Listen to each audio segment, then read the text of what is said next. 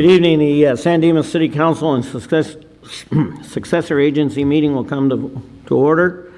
Would you please rise and join me in the Pledge of Allegiance? Ready? Begin.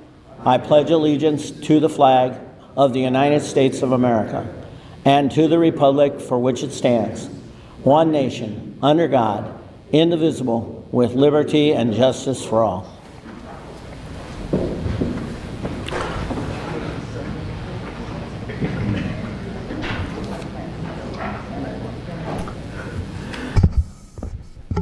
Madam City Clerk, would you read the roll?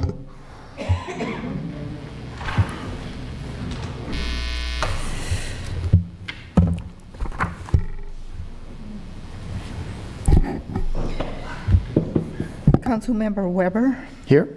Councilmember Viana. Here. Councilmember Nakano. Mayor Pro Tem Ebner.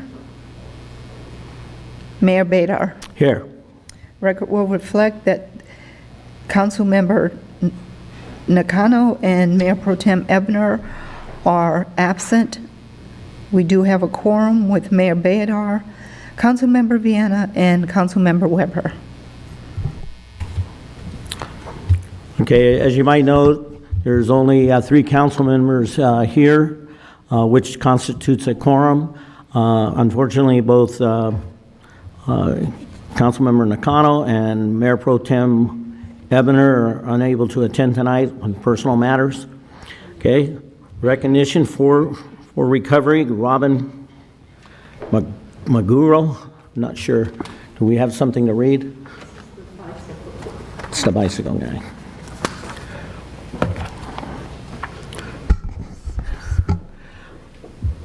Thank you.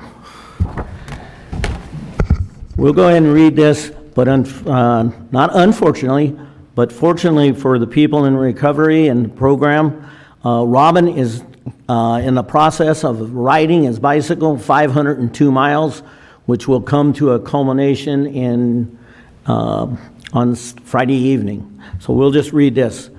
City of San Dimas Proclamation, Run for Recovery Day. Whereas Robin Magiro, and I'm not sure if that's the way you pronounce it, founder of the Run for Recovery, plans to cycle 502 miles in 5 days with a goal to raise $50,000 to provide vital support to those recovering from alcohol and drug addiction in the San Gabriel Valley.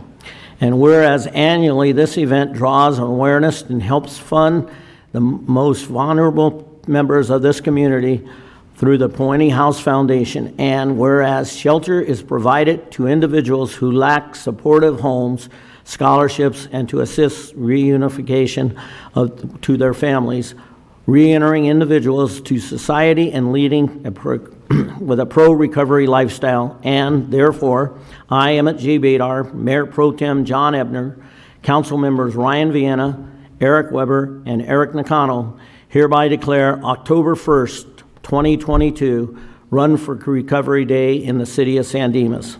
In witness thereof, I, Emmett G. Badar, have hereon set my hand and caused the seal of the city of San Dimas to be affixed this 27th day of September 2022.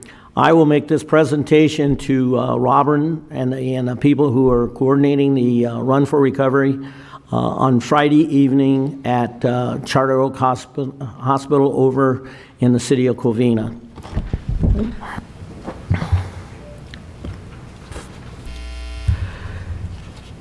Oral communications. Members of the audience are invited to address the City Council on any item on this agenda or not on this agenda. Public comment will not be taken during each individual agenda item, except for public hearing items. Comments on public hearing items have been heard, will be heard when that item is scheduled for discussion. Under the provisions of the Brown Act, the legislative body is prohibited from engaging in discussion on any item not appearing on this posted agenda. However, your concerns may be referred to the staff or set for discussion at a later date. Each speaker will be limited to 3 minutes. Madam Clerk, do we have any speakers. Yes, Mayor, first speaker is Margie Green.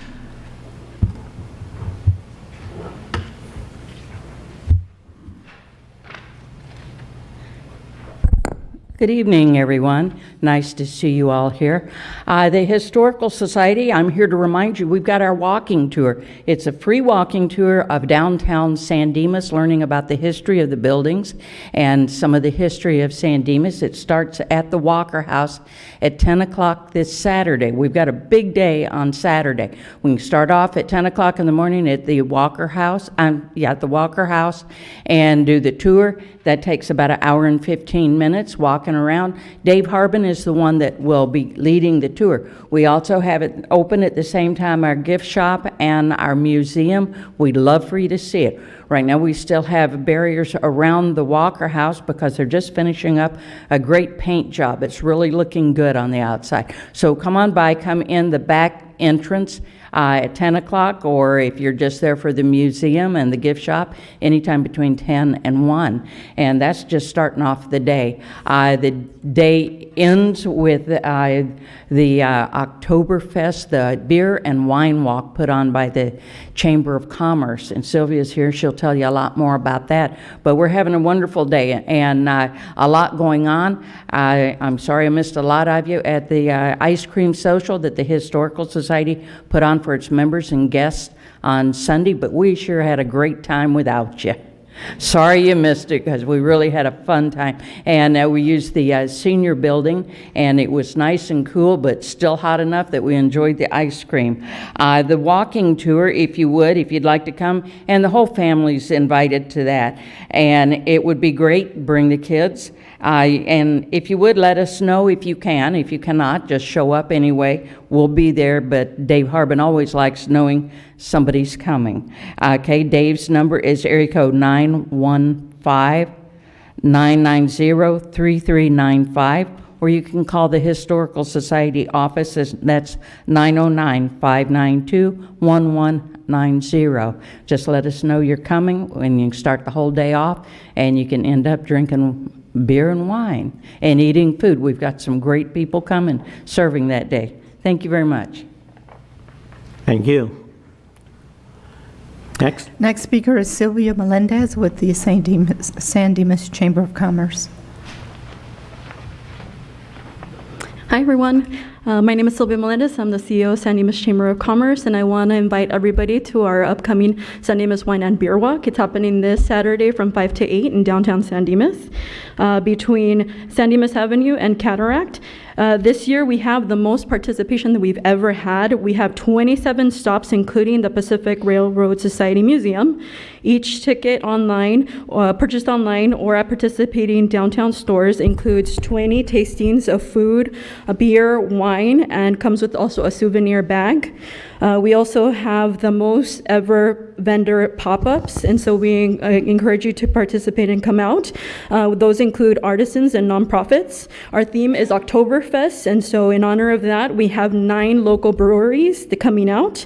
We also have the International Wine Competition is coming out. We also have local restaurants such as Lavia Kitchen, Chase's in Laverne, Modern Mayhem, The Corner Butcher Shop, Baby Bros Pizza and Wings, Mr. D's, Vicento Terrazas Restaurant, Sweet Savory Cafe, and we also have 5 bands for your enjoyment. We have our main band is Al Malakia Shrine Band. They're going to be featuring the Oompa music. They're a shrine band that is a nonprofit organization that helps bring awareness and also monetary donations to the Shriners Children's Hospital in Pasadena. And we are also we're also featuring a whole lot of other artists as well. The annual Beer and Wine Walk is a fundraiser that assists the Chamber to continue its programming towards the organization's mission to foster and promote growth and business professional community while also enhancing the quality of life for San Dimas. We incorporate this fun event and bring out a lot of community members to visit the small businesses here in the community as well as nonprofits. They experience the local restaurants, connect with local businesses, and also impact the local economy. As a result, result, we see an increase of foot traffic for months to come. And we also bring awareness of local businesses and bring a very positive perspective to this that the city has to offer.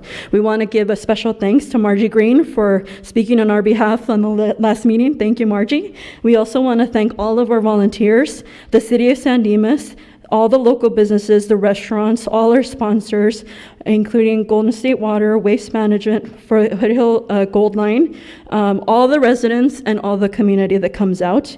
We truly think this is a collaborative effort, so we thank everybody in the community for helping us put this together and also for supporting us.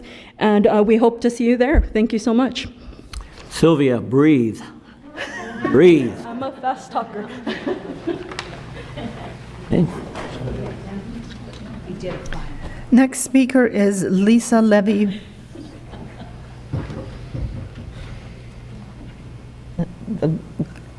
I don't want to butcher the last name. Don't worry about it. It's okay. I'm Lisa Levy-Bush. I'm the Chief Communications Officer for the Foothill Gold Line Construction Authority, and I'm here tonight to read a letter into the record.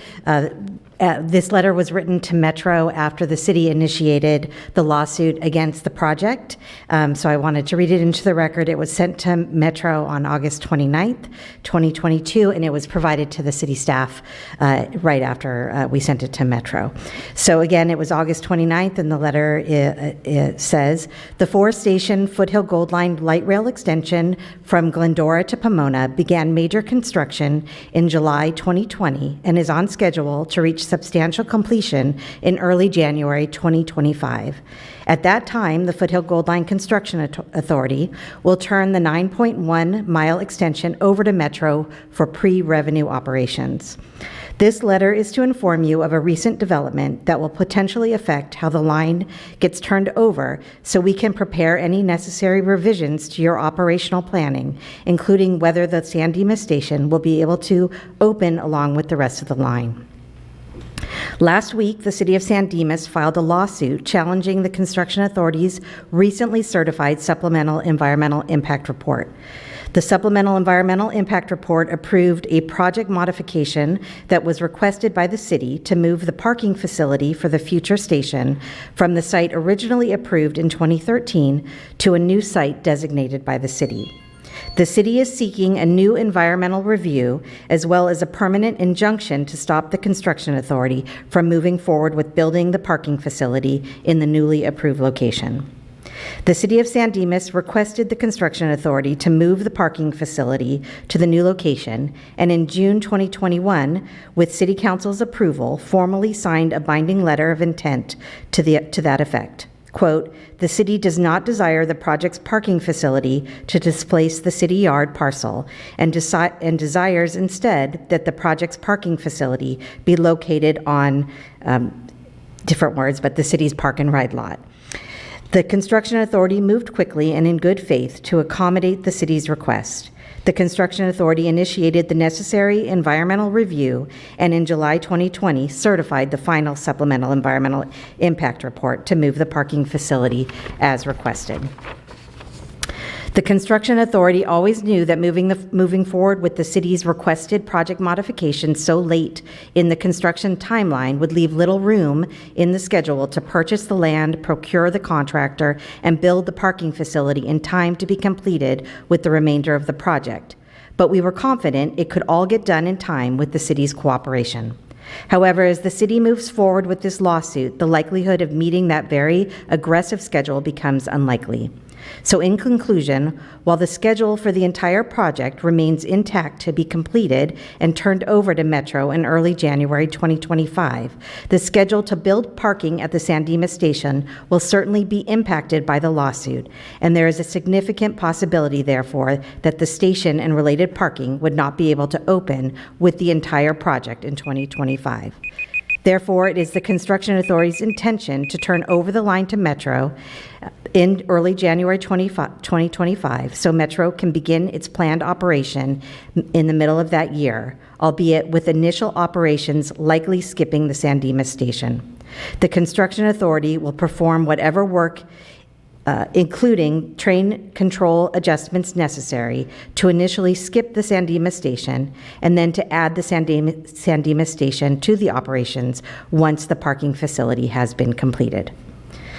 And with ending remarks. Signed, Chris Berner, our Chief Project Officer. So I do have copies of the letter if we want to turn any in. Thank you. Thank you, Lisa. Anyone wishing to speak to the City Council during this oral communications? Captain Ash?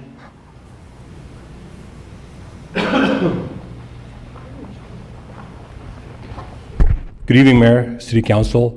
I just want to come up here and inform everybody that we're going to start our Citizen Academy November 3rd, 2022 at 1800 hours. We're going to post up all the information on how to join to be eligible to attend the training. It's for 6 weeks, every Monday from 6 till 8:30 at night.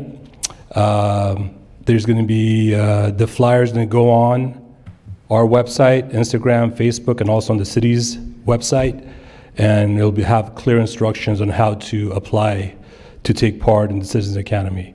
It will be held at the Sheriff's Department, Sheriff's EOC room. Approximately first session is going to be 40 individuals that will be picked to attend the class.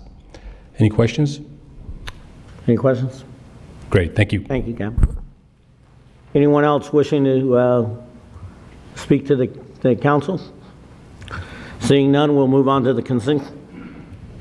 I'm sorry.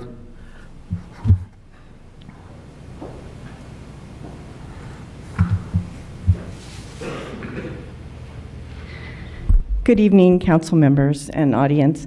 I'm Chrisanne Horsley, and I am a candidate for the local school board for Bonita Unified School District. And I just stopped by tonight.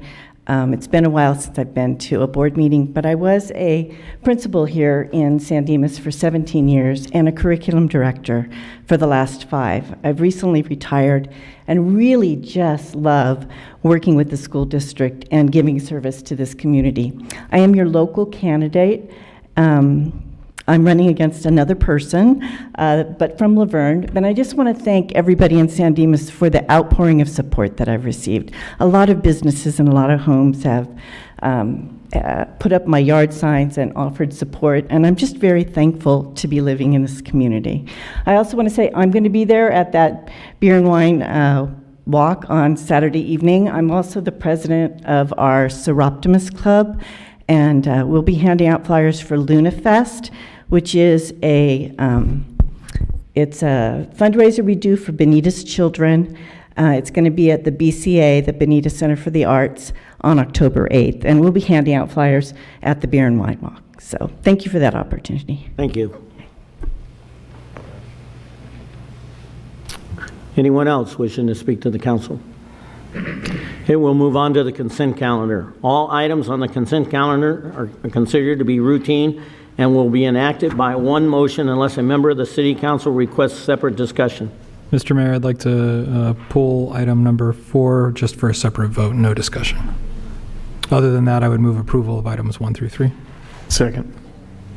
All in favor? Aye. Motion carries 3-0. Mr. Mayor, I'd move approval of item number 4. Second. All in favor? Aye. Opposed? No. Okay. Motion carries 2-1. Councilman Vian. It's a mighty one. I just have a question on that. Did we have a resolution for that or no resolution for the extension on PSQ? No resolution? Okay. All right. Other business, authorization for Proposition 218, process and proposed 2023 solid waste rates. Lauren Marshall. Good evening, Mayor, members of the City Council, and community. My name is Lauren Marshall. I'm the Senior Administrative Analyst for the Public Works Department. Do we have the PowerPoint?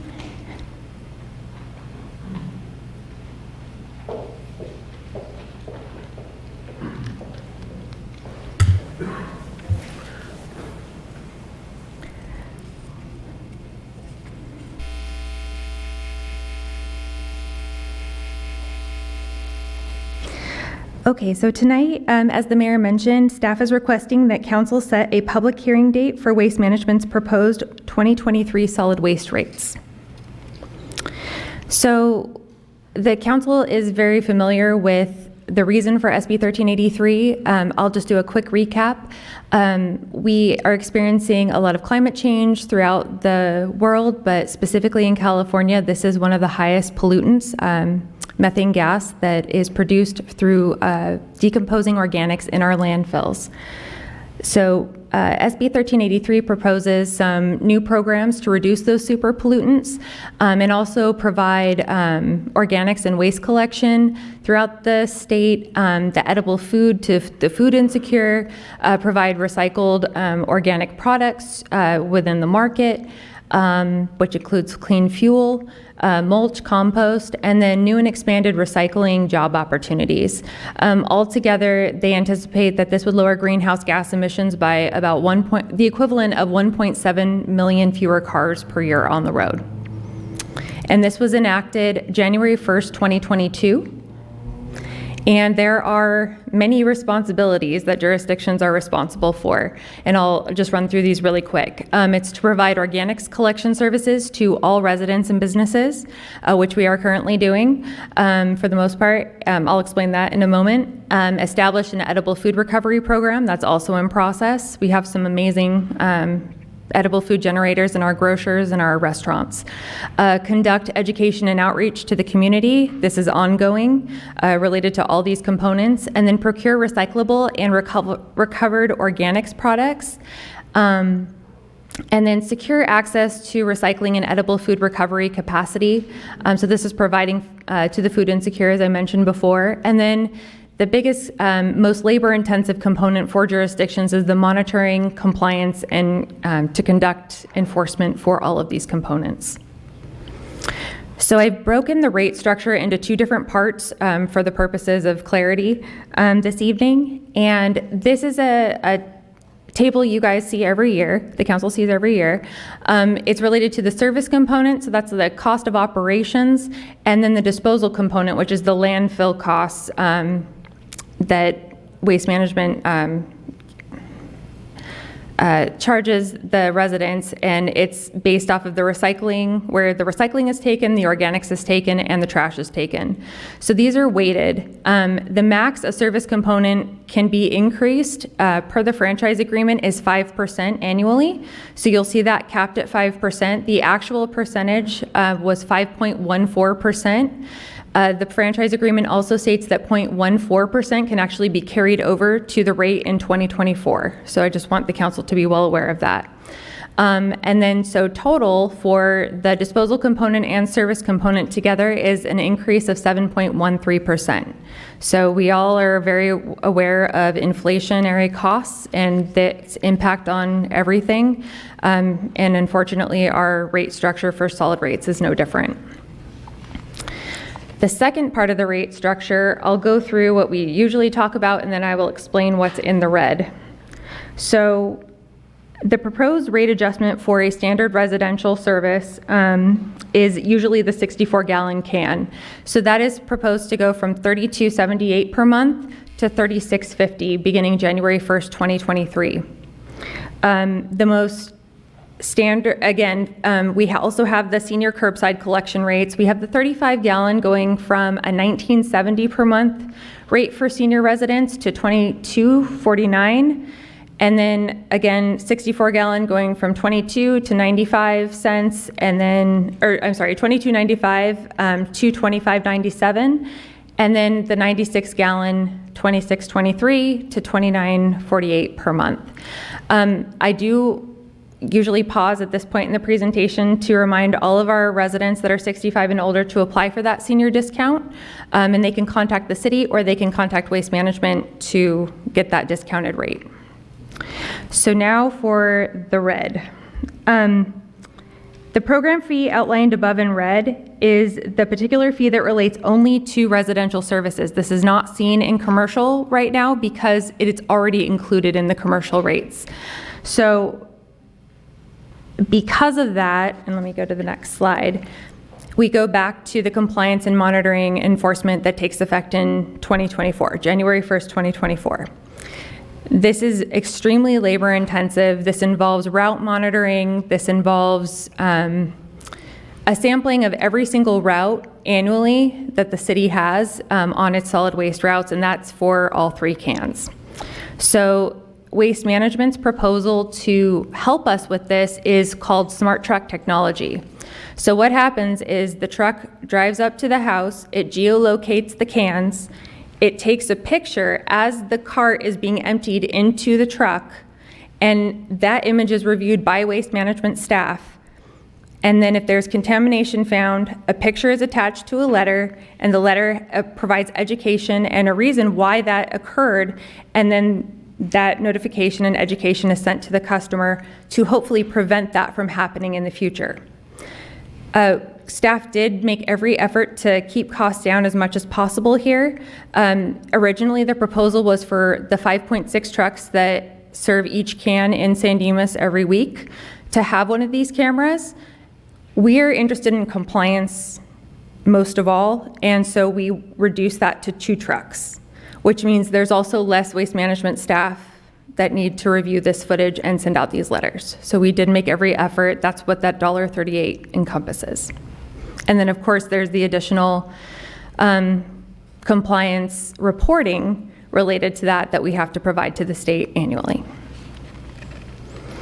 Additional fees that you'll see in the rate structure in attachment 2 of the report is the green waste cans to townhomes and condos. They need, the ones with single cart service currently don't have green cans. So there's about 786 customers that need those green cans. Well, we know that it wouldn't be very nice to just drop those cans with no explanation and no education, and potentially no place for these folks to keep these green cans. So we're working with HOAs, Waste Management, and staff, and we'll work to make this transition as painless as possible for those residents.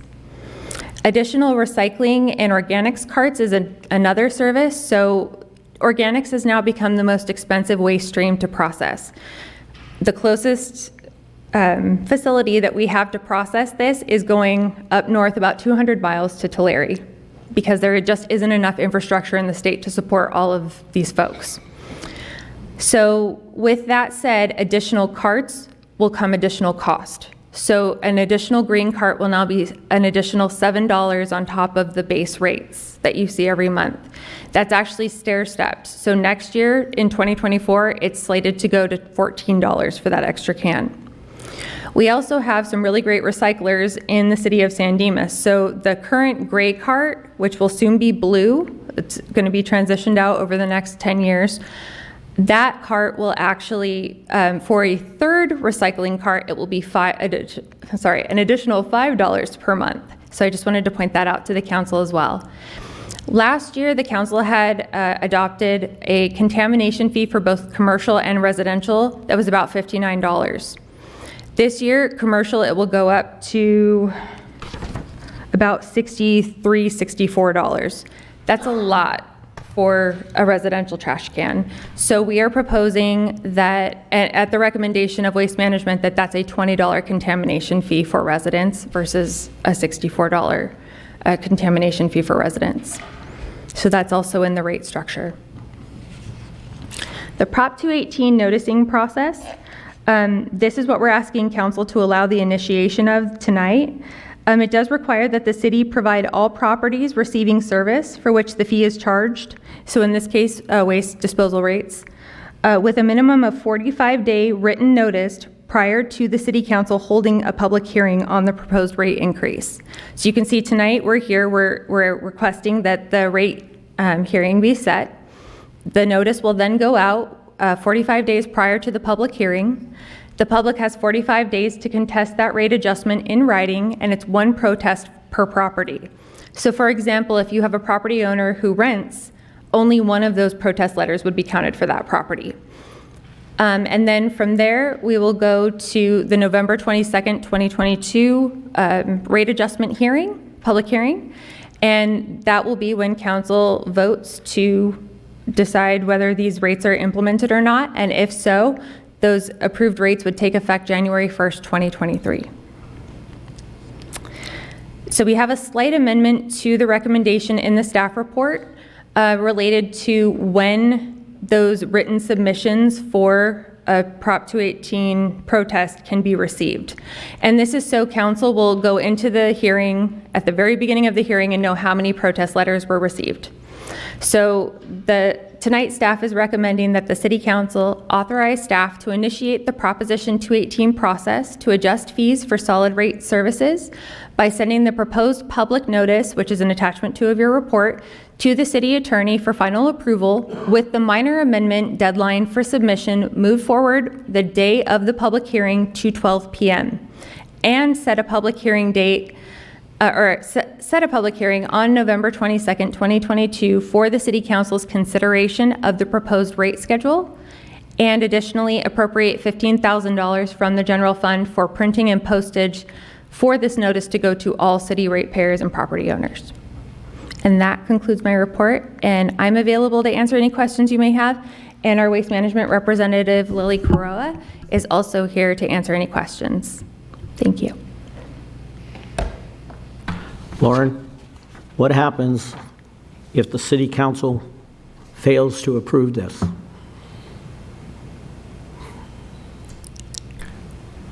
Well, the rates will still have to be paid because it is the cost of doing business. Well, it's kind of hard to sit here and speculate what's going to happen in the minds of 36,000 residents. Correct. Probably of which there's 12,800 homes. Yes, 11,025. So you're a lot better versed than I am. So the question is, and I know you don't have that answer, I guess we'll have to just wait and see how it goes, but I have to assume that there'll be considerable amount of backlash. So, all right, any further questions? One quick question, not necessarily about rates going up, because I know that was the main point of the presentation that you gave, but you mentioned one thing in particular that I think the public might be interested in. Certainly I am, and that's that we're going to be trucking our organic waste up to Tulare. Is there any talk or any news of the possibility of a organic waste facility being opened any closer? Yes, there is. Unfortunately, there are a lot of environmental hoops to jump through. So you have Air Quality Management District, you have Stormwater Board that needs to approve those. You have a lot of people that don't want one near them. So identifying a location such as that that's closer, that doesn't have as much open space as, say, the Central State does, is a challenge. But I do know that there are several in process. Thanks. Right? I just happened to notice that the city attorney was shaking his head during the presentation, so that's never a good sign. So did you have anything, city attorney?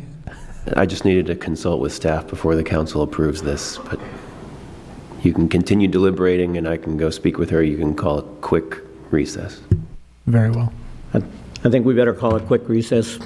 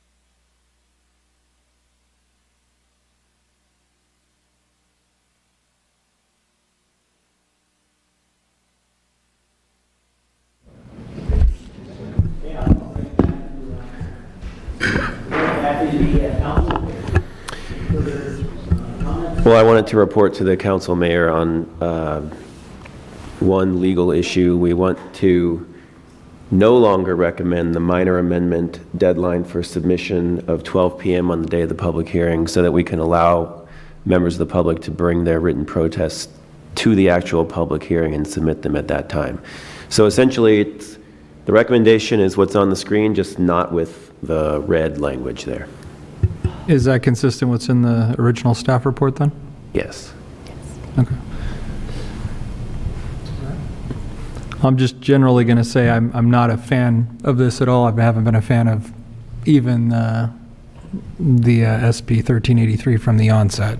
But that being said, I think it's very important that in understanding the complexity of this, and I guess for the city attorney, as it relates to Prop 218, is this something that the city council needs to go through in terms of sending this notice out to the members of the community, or is this something that the city council could shoot down or approve on its own?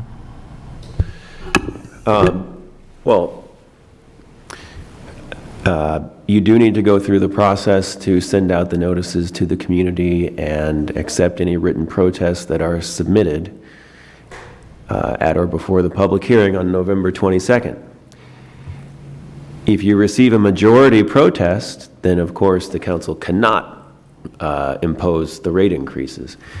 But if you do not receive a majority protest, the council does still have the discretion to not approve the rate increases.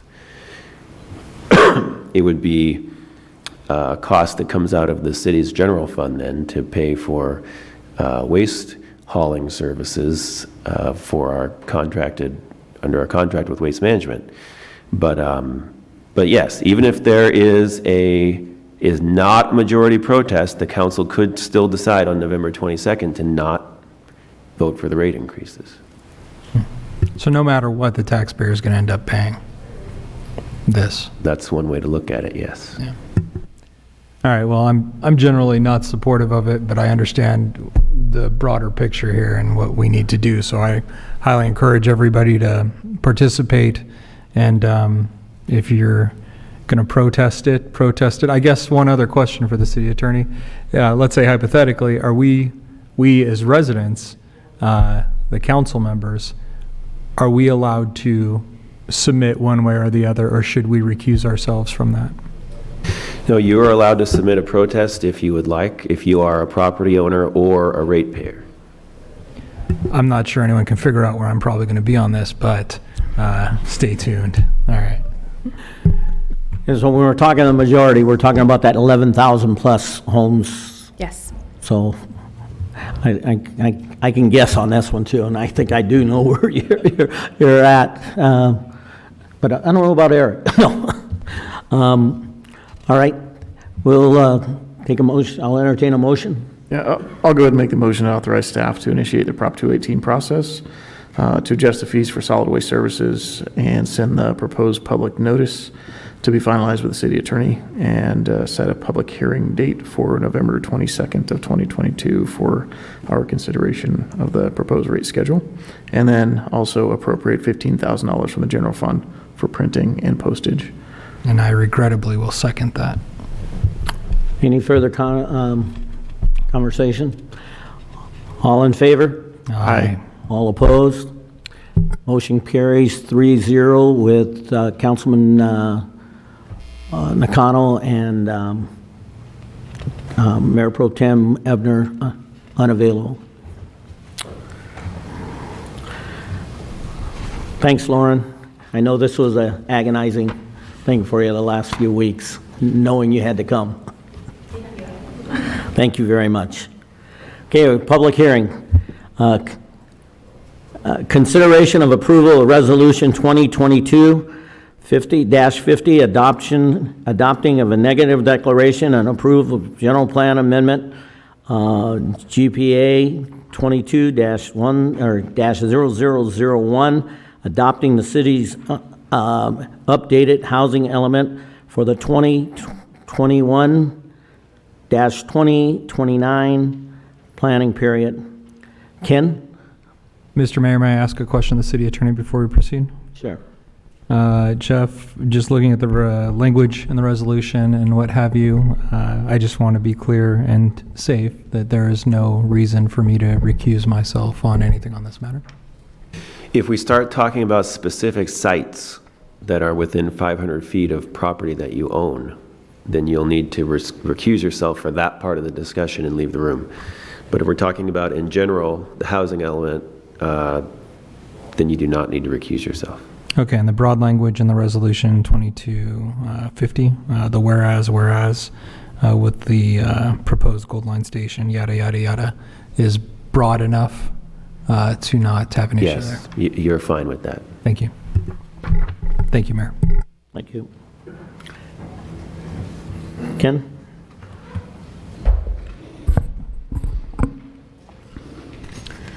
All right, thank you, Mayor and council members. So we are here tonight to talk about the sixth cycle housing element update. That is formally General Plan Amendment 22-0001. Since it's been a while since we've seen you, we have prepared a small background for you. So this is the sixth cycle of the housing element process. This cycle will run from 2021 to 2029. Currently, the housing element is updated every 8 years. It is one of the 7 required elements of the general plan, and it provides the goals, policies, programs, objectives, and other related systems that are related to housing in the community, and it provides a framework for future development. So the housing element kind of provides the broad view, and then we use the zoning code to actually implement what it entails. For this housing element cycle, San Dimas has been allocated 1,248 housing units through the RENA process. This is broken down by income level. By income level, San Dimas must plan for 384 very low-income units, 220 low-income units, 206 moderate-income units, and 438 above moderate units. Just a quick aside with this too, because we have gotten some calls on this. I just want to reiterate what low income means in the LA area. Low income does not mean Section 8. It does not mean homeless. In LA, if you make less than $68,000 a year roughly as a single person, you are considered low income. So these are your starting teachers, starting nurses, numerous other jobs. You are working in LA, making a decent salary, and still considered low income because of the general wealth and the housing costs in the area. The housing element process is not optional. The city must plan for these units. Substantial penalties can occur if the housing element is not certified by HCD. These penalties can include a loss of local land use control, vulnerability to lawsuits, and a loss of state grant funding. Brief synopsis on how we got here. On August 12th, 2021, the Planning Commission recommended approval of the 15 sites that are currently included in the housing element. September 14th of that same year, City Council approved the use of those 15 sites. On September 30th, 2021, San Dimas submitted our initial draft to HCD for review. After the review period, we received comments on the draft from HCD on November 29th, 2021. Since then, we've been working with the city's consultant, and the city submitted our second draft of the housing element to HCD on August 4th, 2022. Public outreach is a big part of the housing element. This was a little difficult with COVID. We couldn't have the large in-person meetings that we would normally have. We did still, however, strive to reach out to the community and get their input. We posted a community survey on the website. It was actually physically delivered to one of the mobile home parks who said the residents were having trouble dealing with it online. We got 399 respondents from that. We formed a housing element update committee. That was 8 community members who were sent in applications to be on the committee. They met for a total of 4 meetings and helped us select the sites, go over the programs, generally kind of looked at what we were doing and gave us feedback before we actually implemented it in the housing element. We had consultations, direct consultations with stakeholders and developers. Public comments were then heard at 4 public meetings.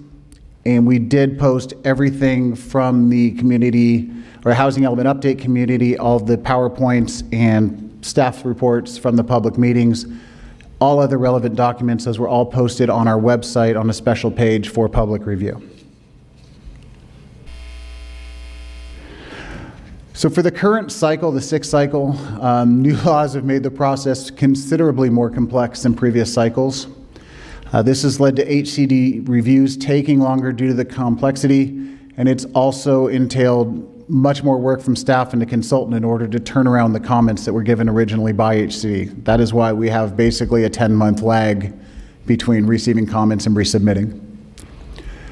So per state law, a city must accomplish all necessary rezoning within 1 year if an element is not, if certified after the due date.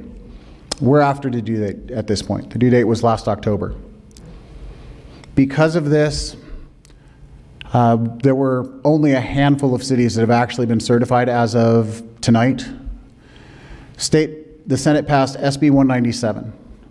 This is providing relief from the normal rezoning timeline. This is why we're here tonight. Normally what we'd do is we would wait for HCD to give us a certified element, bring that back to City Council and present a certified element to you for adoption. We are not doing that. We are presenting a draft element that is currently being reviewed by HCD. That is because we can gain until February 2025 to rezone if a city has an adopted housing element, which we're hoping to get from you tonight, and the element is found to be in compliance by HCD before October 15th, 2022. We are still hoping to be able to meet that timeline. It is challenging, but we are working with HCD to hopefully get there. So in order to meet this timeline, the city must adopt the housing element during the HCD review, not after it. And our revised draft was submitted to HCD on August 4th. HCD has 60 days to review it. We will get comments back by October 4th. Sites, this is just a refresher. These are the 15 sites that were previously presented to both Planning Commission and City Council and approved for use. All of the sites remain the same. The only change at this point is with the site number 13, the USDA Forestry site. When we first presented this to the Planning Commission and Council, it was a site that we knew had promise, but we had no answer on whether or not Forestry would be interested. Since then, staff has actually been approached by Forestry, totally independent of the housing element. They are looking to sell the eastern half of that property. They're not using it. They say that that will actually fund their local programs. So they are currently going through the NEPA process. They don't go through CEQA. They're a national entity. They are going through the National Environmental Review process. And they should have that done and ready for sale by early next year. Just a visual showing where the sites are. Again, we have centered the sites mostly around the upcoming Gold Line station. It just makes sense for the city to try to utilize the upcoming Gold Line station for any growth of the downtown area. The RENA process, so the included sites do meet the city's RENA obligation for all income levels. You can see on here that the moderate is well over, above moderate is well over. The problem is with the lower income levels. Because we are only assuming a 20% affordability component for any multifamily site, we have a surplus of 17 units when it comes to the lower income levels. So that's why the moderate and above moderate are so far over. We need that total unit count to get to the very low and low income unit count that we are supposed to reach. San Dimas, we had initially intended to pursue a very aggressive ADU strategy to help meet the RENA obligation. We can count 69% of all ADUs built in the city for very low or low income. Unfortunately, due to the lack of production over the past few years, we basically had no units built in 2018, 2019. That did go up considerably in 2020 and 21. But HCD is still questioning our total ADU projection. So we've had to cut back significantly on that. To make up for those lost units, especially the lost low-income units, we did increase the density of the USDA site. And again, that was also made easier for us because we have now been in contact with USDA and know they are interested in selling the site. As part of the rezoning, we won't have to rezone all these sites individually. All but 2 sites will be rezoned as part of the downtown specific plan process, which is already ongoing. For the environmental, we've had our consultant prepare a negatives declaration for CEQA. It was noticed and circulated for public comment for 30 days as required by law from March 16th to April 18th. We received comments from the California Department of Fish and Wildlife. Those comments were addressed in an errata, which is attached to the negative declaration you have in your packet. Any future development would be treated as a separate project, and those projects individually still may be subject to CEQA. So at this time, staff and the Planning Commission recommend that the City Council adopt Resolution 2250, recommending that the City Council adopt a negative declaration and approve the General Plan Amendment 22-0001, adopting the city's updated housing element for the 2021-29 planning period. I would like to call your attention to the fact that we have given you an updated resolution. One of the things that we will need to do is possibly make changes in order to meet the deadline of October 15th for HCD. So in the updated resolution you have, we have added 2 whereases. The first one is basically one we have to make per HCD because we are recycling so many sites, we don't have vacant land to build on. So the first whereas basically says that the existing uses on the sites we have chosen, that the City Council finds that those will not be an impediment to residential development during the planning period. The second one, this is just so in case we do have to make last minute changes for HCD, this basically gives staff authority to make changes to the housing element that will be adopted by, or hopefully will be adopted by City Council tonight, provided that those changes do not materially or substantially change the substance or intent of the housing element that's before you now. So with that ends my presentation, and I, along with Louis and Henry, are here to answer your questions. Mr. Mayor, if I may also state that this amended resolution has been posted to the website and available for the public, and you do have copies of the exact language with the amendment. Thank you. Thank you. Ken, I just wonder, could you go back in your presentation to the 15 properties and right there, and then go down to your number 13th, of which was the only potential change. What area are they talking about going ahead and being okay with selling? So the entire blue tinted area is what they would sell. 9.5 acres or 10.5 acres of this is actually USDA property. There is also a debris basin here that is owned by Golden State Water. That will become landlocked once USDA sells their property. They will have no access to that property. So at this time, we're also including that because it makes sense. Golden State Water basically won't have any access to the property, so we're assuming that they may be interested in selling as well once USDA moves forward with their sale. But have we had any conversation with Golden State Water concerning this? We have not at this point. Okay. You'd mentioned that there was some density changes to that parcel, the USDA land. So we bumped it from 25 to 35 units per acre to 35 to 45 units per acre. What would that look like as far as an end product, as far as your vision goes for that? I mean, it would increase the entire unit count by about 120 units. Mm-hmm. When you're spreading it out over that many acres, physically you're not going to notice much of a difference. We're not talking about going from 2 stories to 4 stories. We're talking about 2- and 3-story buildings. Okay. Yeah, I'm sorry, Ken, but earlier today there was a conversation. I thought the number was 80, and where did we get to 120? How did it grow so fast?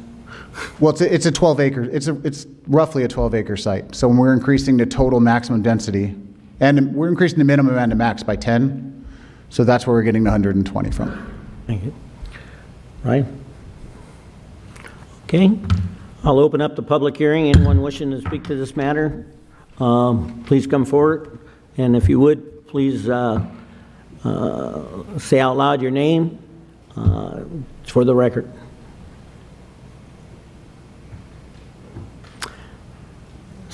Seeing no one, we'll close the public hearing. Bring it back to council.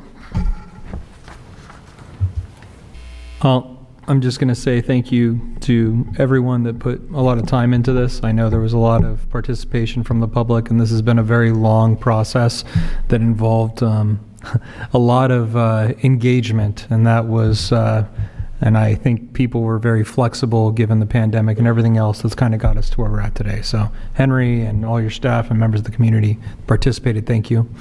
I'm going to go ahead and support the recommendation as approved and as amended in the resolution that was provided. I'll second it. Well, then let me make a motion. Oh, yeah. all right. I didn't know you were I'll wait ready. for that, I suppose. Holy moly. All right, I'll move approval as recommended of Resolution 2022-50, adopting a negative declaration and approve the general plan amendment 220001, adopting the city's updated housing element for the 2021-2029 planning period. Second. You know, this has been a very long, extensive process. I want to thank the planning department for continuing to fight through this muddling, and they probably are experts on it, and we've had lots of meetings, lots of conversation. But I also wanted to reach out and thank the Planning Commission. The Planning Commission spent many hours going through this process, and after many hours of review and hearings, they made this recommendation. But probably more importantly, I want to thank the participation of the community. The community, for a long period of time, came to meetings, came to hearings, and they realized that this is not something that we really wanted to do, but this RENA thing is something that the state's requiring us to do. And what I would like just to ask one question, I guess I would ask Henry. Henry, over the last 4 or 5 cycles, did we build one house? Or are we required to build one house in San Dimas? We're not required to build the homes. We just have to allow for the planning of for us, the 1,248. So for the last whatever number of cycles, we've never been pushed into actually having to build a home. Correct. Just provide the land. Just provide it. Correct. Okay. The zoning. Thank you. All in favor? Aye. All opposed? Hearing none, the motion carries 3-0 with both Councilman Nakano and Councilman Ebner not available. Okay, we're going to introduce ordinance 1293, adopting Municipal Code Text Amendment 22-0003, an amendment to Chapter 18-42, multiple family MF zone, and to reduce the required amount of open green areas, open space, and front and side yard setbacks. Ken?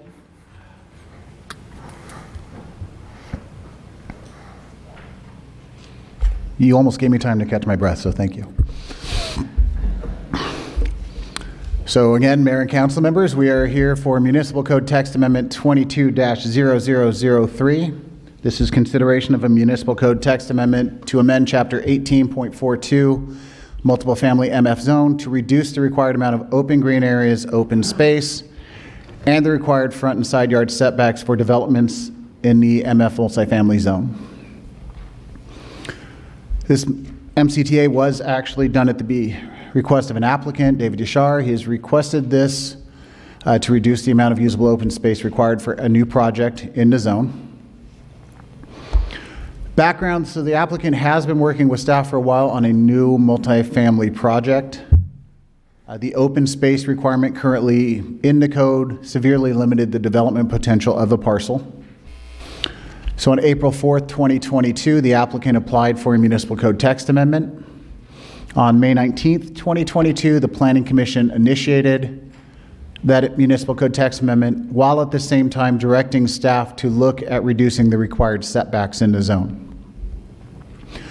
At a public meeting then on September 2nd, 2022, the Planning Commission recommended approval of the municipal code text amendment to the City Council.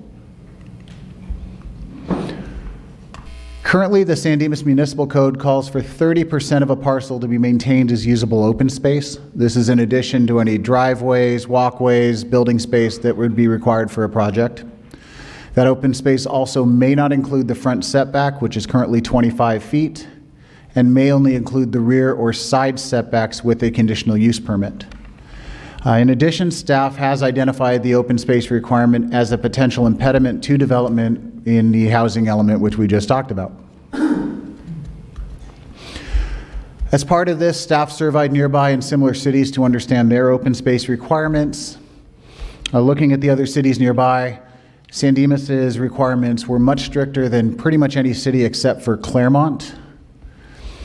In addition, some of the cities moved the space between an open space requirement or a private space requirement. San Dimas only allowed for the open space requirement, and any private space required would not have counted towards that 30% open space requirement. So again, San Dimas has among the highest open space requirements among any of the cities surveyed. Staff is proposing a 300 square foot per unit requirement instead of the 30% currently required. That may be reduced to 200 square feet if a private patio or balcony is provided, and that patio must be at least 100 square feet in size and must measure at least 8 feet in any given direction. That ensures that the patio is an actual usable space for the residents and isn't just like an overly narrow space that nobody can utilize. When providing the open space, at least 50% of any provided open space must be contiguous. This means you can't just have a bunch of little tiny open spaces all over the lot and say, hey, this counts towards our open space. At least 50% of it will provide for a good sized single area. Recreational structures we are proposing could occupy required open space. It could require 50% of the open space for lots up to 15,000 square feet and 25% for lots over 15,000 square feet. So this would be like a, communal TV area, a gym, something like that. We would count that towards open space. So as directed by Planning Commission, staff also looked at setbacks. We surveyed the same cities and again found that San Dimas's requirements, especially for the side and street side, were among the highest. Our front setback was high, but not necessarily the highest. Looking at everything and looking at what would make for good projects, staff is proposing changing the front setback to 15 feet. What we have found that is most multifamily developments, the front setback isn't utilized. It is just open landscaping. Moving it to 15 feet will still create a space from sidewalk to building, but will not create large open unusable spaces, and it'll also give that eyes on the street that make for more walkable neighborhoods. We're proposing that the side setback, when adjacent to single-family zoned lots, be 15 feet for the first floor, and then step into 20 feet for the second or third floors. The side setback, when not adjacent to single-family zone lots, would be 15 feet regardless. Street side setback would also be 15 feet. And we'd also remove language that requires three-story buildings to have a front setback equal to their height. This would easily give three-story buildings a front setback of 45 to 50 feet, and that would just be basically unusable open space. Can't be utilized as open space for the development. Most front yards like that aren't utilized by residents. It just is a kind of a large area of landscaping that doesn't do much for anybody. So these are our current proposed open space and setback requirements. Current standard for open space, as we said, 30%, proposing to 300 square feet per unit, reduced to 200 square feet per unit with a 100 square foot balcony patio. Front is an average of 25 feet, not less than 15 feet. That's basically a 25-foot front setback. We're proposing that go to 15 feet. We're not proposing any change to the rear setback. That would remain 20 feet. Side setbacks, single-family adjacent, we are currently at 20 feet for the first story, at 30 feet for a second and third story. We propose reducing that to 15 feet for the first story, 20 feet for the second and third story. Side setback, when not single-family adjacent, is currently at 20 feet. We're proposing reducing that to 15 feet. Street side setback would go from 25 feet to 15 feet. So with that, staff and the Planning Commission recommend that the City Council introduce Ordinance 1293, adopting Municipal Code Text Amendment 22-0003, amending Chapter 18.42 multiple family MF zone to reduce the amount of open green areas, open space, and front and side yard setbacks required for developments into multifamily zone properties. And I understand we threw a lot of numbers at you, so I am here for all of your questions. Okay. Questions? Quick question on the Planning Commission vote. What was the end result of that vote? It was a 5-0 vote. It was unanimous. Okay. And then question on the front yard setbacks. It says it's to be not less than 15 feet. Would that include sidewalks as well? It'd be 15 feet from their property line. So normally what happens is we have a public right-of-way throughout the city. So the sidewalk is actually not part of an owner's property. It's part of the public right-of-way. So private property normally starts, give or take 6 inches, a foot in from the sidewalk. So the sidewalk would not count. That is not their property. They would still have to provide 15 feet from the sidewalk. Okay. I think a lot of the public made it very clear when I was campaigning that the developments that they're seeing in cities west of here that shall not be named, that were right up on sidewalks, were a great concern to them. And so I just wanted to make sure that we're talking 15 feet from the sidewalk, which sounds like we are still talking about providing space between the public realm and the private realm. So, thanks. Okay. Any further? Not right now. Right. All right. We'll open up the public hearing. Anyone wishing to speak to this matter, please come forward.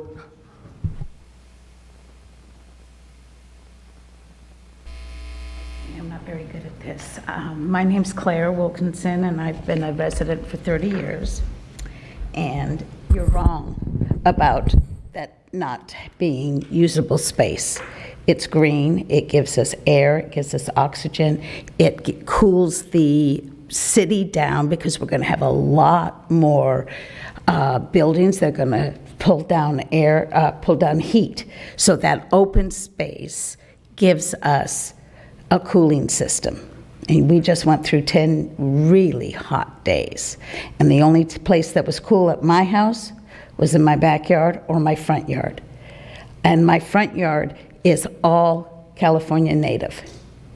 So I don't like the idea that you're going to make it smaller. I like the idea that you move it back. You keep the integrity of this city. We have large front yards.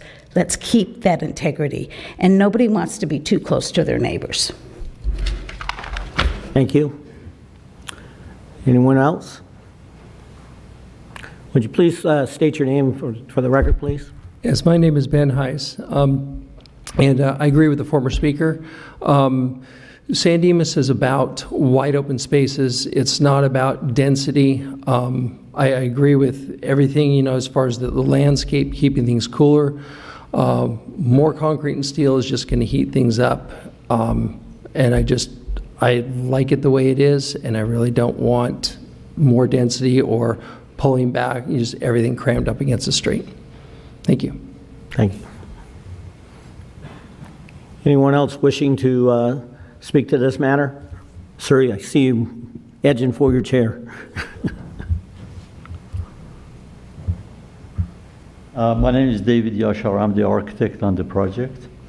And the fact that they would reduce the open space area from 3,000 square feet, not counting the front yard setback, and reducing it to 300 square feet per unit doesn't mean that we're going to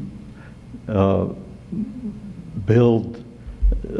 We are proposing 4 units, and our objection was to provide 2 3-bedroom and 2 2-bedroom, and the requirements for parking would not allow us to build a very large building. In fact, the parking is going to limit us to do anything. In fact, we might not even need that much area, or we might not need that much smaller setback.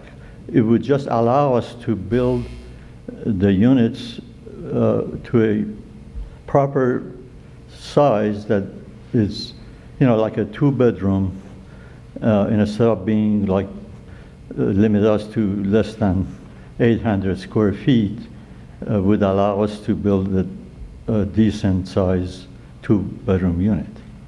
So it doesn't mean that by providing the 300 square feet open area per unit and then reducing it to 200 square feet, but then we provide a patio that is going to be a green landscape area. So that just provides, with an easier design to do 4 units like we proposed in the first place. So we are not limiting, it's not going to reduce the open space area. It's going to be just as good as before. It's in a different format for the open area. We have patios that are minimum 100 square feet, and they're going to be landscape open area. Because we need to provide those patios on the first ground level. We are not going to be providing balconies 100 square feet on the second floor. So Thank you. That's my comment. Thank you.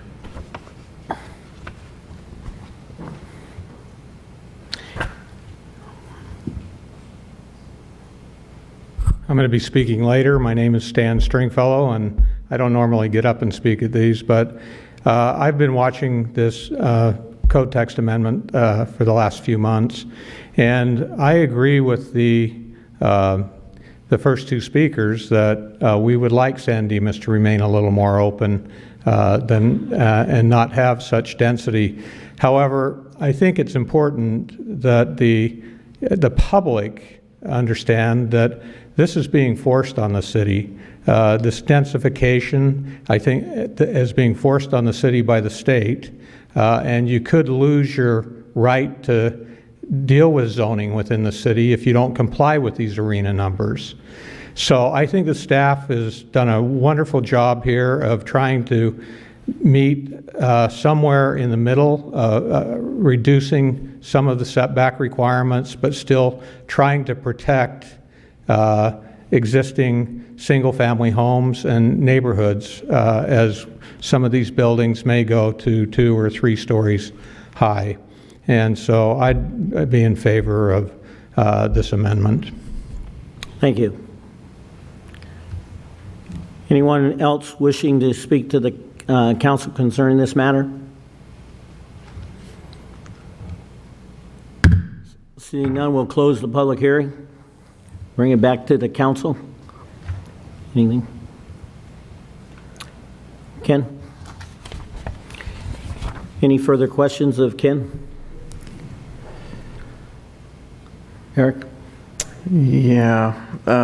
So when we're talking private patios, when I envision a private patio in a multi-family development, I'm thinking a fenced-in or block-walled in private patio area. Generally, especially something that's 300 square feet, doesn't seem very big, is, from what I've seen in other cities, is pretty much all concrete. But it sounds like the applicant is saying that in his particular instance, it's not going to be all concrete.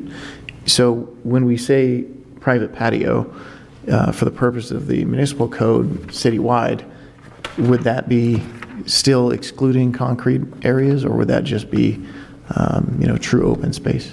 No, it'd be a private space. So it would be 100 square feet minimum that would be attached to the unit. So it'd be like the patio off the back of your house. So what they're going to do with it may be different, but I would assume in most cases it would be like your patio at home, where you've got a small concrete slab, maybe something over it to provide shade, and it would be fenced in to give you that bit of, privacy from your neighbors. I do have some trepidation about a, little square concrete slab in the back being considered open space. I just don't know for the purpose of what the character of the city traditionally is, especially in light of what the 30% ratio was previously, because my understanding was with the 30% that it excluded concreted areas, right? Yes, and I want to point out that the private patio isn't considered open space. They would still have to provide open space for the project. What we're giving them is an option. They can either provide 300 square feet of open space per unit, or they can provide 200 square feet of open space per unit with that 100 square foot private patio. I see. And just for a little I was bit probably reading that wrong. Just for a little bit of what this does for lots. So if we take a typical 10,000 square foot lot, let's say it's like 80 by roughly 150. You've got 25 feet right now in front that can't count towards your open space. So you've got 25 times 80, it's a few thousand square feet that is basically unusable by residents. I mean, it may provide that little bit of greenery in front, but it doesn't count towards open space. I have yet to drive or walk by a multifamily apartment complex like that and see anybody using that space. So it's just there for looks. And it's 25 feet back. You don't get that eyes on the street, that safety feeling you get from moving something a little quicker. We are not counting any of the required parking or drive aisles towards that open space. So we're talking usually, depending on the complex, a 20, 25 foot wide drive aisle that's going back 100 feet. So that's also not counted, and that's undevelopable because you need that. You can't put buildings on top of it. You need that for the parking. Any side setback right now, if we're talking like a 5-foot side setback times 150 square feet all the way back, or 150 feet in length, we're not counting that towards your open space requirement, and that is also unusable space. So what we're getting down to is the envelope for actually providing any buildings and providing the required amount of usable open space, which on a 10,000 square foot lot would be 3,000 square feet for, let's say, 4 or 5 units. That's a lot of open space. We're actually kind of prohibiting what can go into the city, and rather than having apartment complexes that properly utilize all the space on the lot, what we have is somebody with 30% of the lot and back is just a wide open space that is per 4 units. So we understand that there needs to be open space on multifamily lots. We understand we don't want these at the sidewalk. But at the same time, by reducing these setbacks and the amount of open space that we're requiring, we actually think we'll get better developments. When somebody can go from maybe having 4 2-bedroom units to 2 2-bedroom units and 2 3-bedroom units, we're going to get a higher quality of product. So we don't see this as being a detraction. We see this as actually adding something to the city, that we will get better looking, better designed units for the city.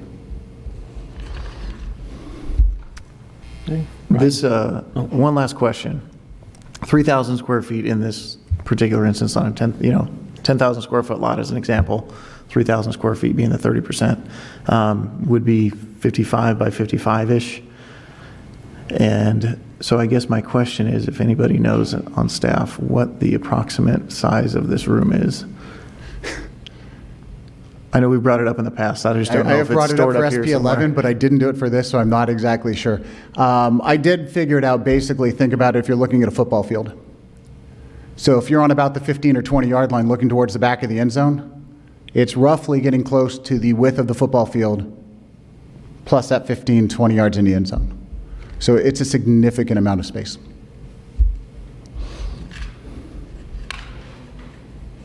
Okay. Yeah. Right. Well, first, I just want to say thank you to the planning commissioners that worked on this and to staff and the applicant. But I agree with the first 2 speakers that, to me, this change, when I looked at this staff report, I find great consternation in the fact that we're slowly but surely morphing the city. And everything you said makes perfect sense as it relates to being pro-development, pro-conforming with maybe newer opportunities for higher density development or easier development wherein you can accommodate more by getting rid of the open space. But I find myself just watching every time we pass something, we're giving away more. And that's my problem with this, is that, you know, I could actually, on your open space thing there on line 1, I would not go with the 300 square feet per unit requirement. I mean, I'd actually prefer to remain at 30% and be willing to reduce to 20% in that line if there was a 100 square foot patio, but keep it at a percentage. And as it relates to the other standards, I mean, side street, the only thing I would do there is go to 20 feet, but I'd prefer to keep it at 25. I think the encroachment, looking at some of the developments we've had, and I also think the challenge with this too is multifamily development. Like this, you're talking about apartments, but when people think about multifamily development and the way this project was described, a multifamily development is also single-family homes, if you will, or duplexes, right? I mean, that is essentially considered a multifamily home for the purposes of this discussion and would qualify as being defined under this municipal code text amendment. Is that correct? It could be, yes. Yeah, so I mean, when I think about that, and I'm not, and the other challenge with this is that this isn't a hearing about this project. This is a hearing about the municipal code that is, as Eric pointed out, far-reaching throughout the city. And, you know, yeah, okay, so there you go. Let's talk about that a little bit. So if I can mention 2 things really quick. Yes. We are only talking about the MF zone. That does not include the MF30 or any of the high-density zones. This zone, Multifamily, right? what? Excuse me? Multifamily? But it currently has a max density of 16 units per acre. So we are not talking about the high-density projects that we're talking about with the housing element. Second, so if you go back, and especially on the west side of town, walk around, some of the oldest homes are built at 10 and 15 feet. So this isn't something new we're bringing up. The old houses were actually built with that narrower setback because you wanted your front porch closer to the sidewalk. You wanted to see your neighbors. You wanted to have eyes on the street. So I understand what you're saying, where this is new and we're giving something up, but we're also going back. This is what the original builders used to do, 10 and 15 feet front setbacks. Third, the amount of properties this affects is only the 7 properties through here, one of which is already developed with multifamily, so they are almost certainly not going to redevelop. There's a large development up here, same thing, they're almost certainly not going to redevelop. A few of the properties down Bonita that are also fully developed. The 2 apartment complexes, the bridge between Bonita, San Dimas Canyon, Voorhees Village, and the complexes down here along with the trails and with the existing complexes down between Arrow and Bonita. There is also a small section up off Foothill, but that has been developed as a PUD and will not change with this. So we are not talking about like tons of properties. We're not talking about even properties that are going to have a huge impact on single-family houses, because most of these do not border any type of single-family house. They mostly border major streets. I appreciate your clarification and your advocacy, but I think at the end of the day, it's perceived as stacked and packed. I mean, when you go down and you look at the blocks and in the places where this type of development has occurred in the past, and if we're reverting back to it, it is very nestled together, and it's very quaint in some instances. And I think that when you look at what people look at in various portions of town, and you listen to what people are trying to do with their properties even, these homes in the downtown core, for example, some of these areas don't have as much opportunity to even do anything with their properties because of the designations of those houses. And then when you're looking at this, when we talk about introducing more, we're losing equestrian property, ag property. We've got projects that are just being very friendly to the development interest, but not necessarily that is consistent with at least the way I grew up in this city. So forgive me, but I'm not going to support further restricting or giving up open space. My preference would be that we took no action on this and left it the way it is and protect the open space and the setbacks.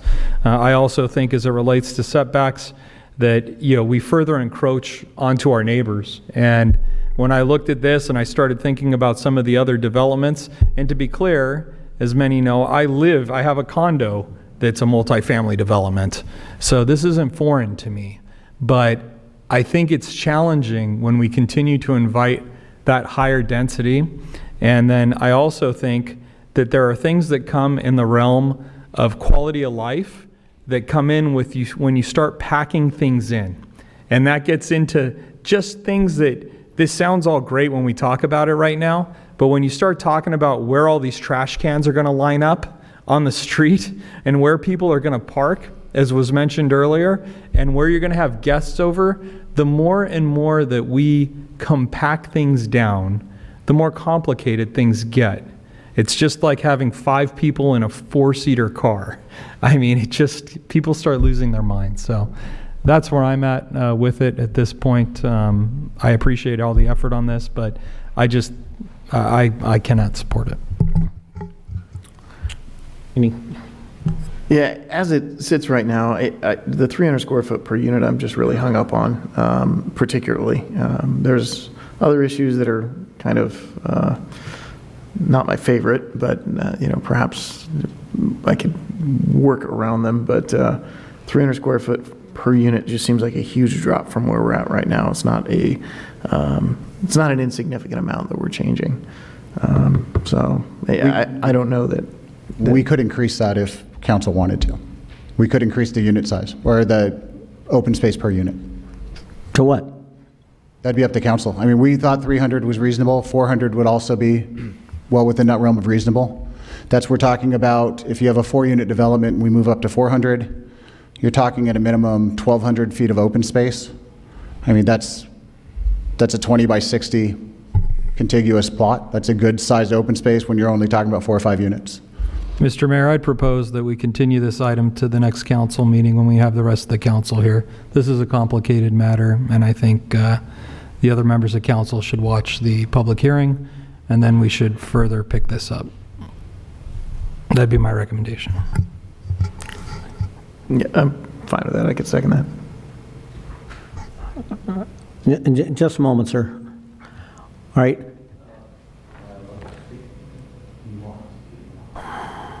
No. Okay, the public hearing is closed.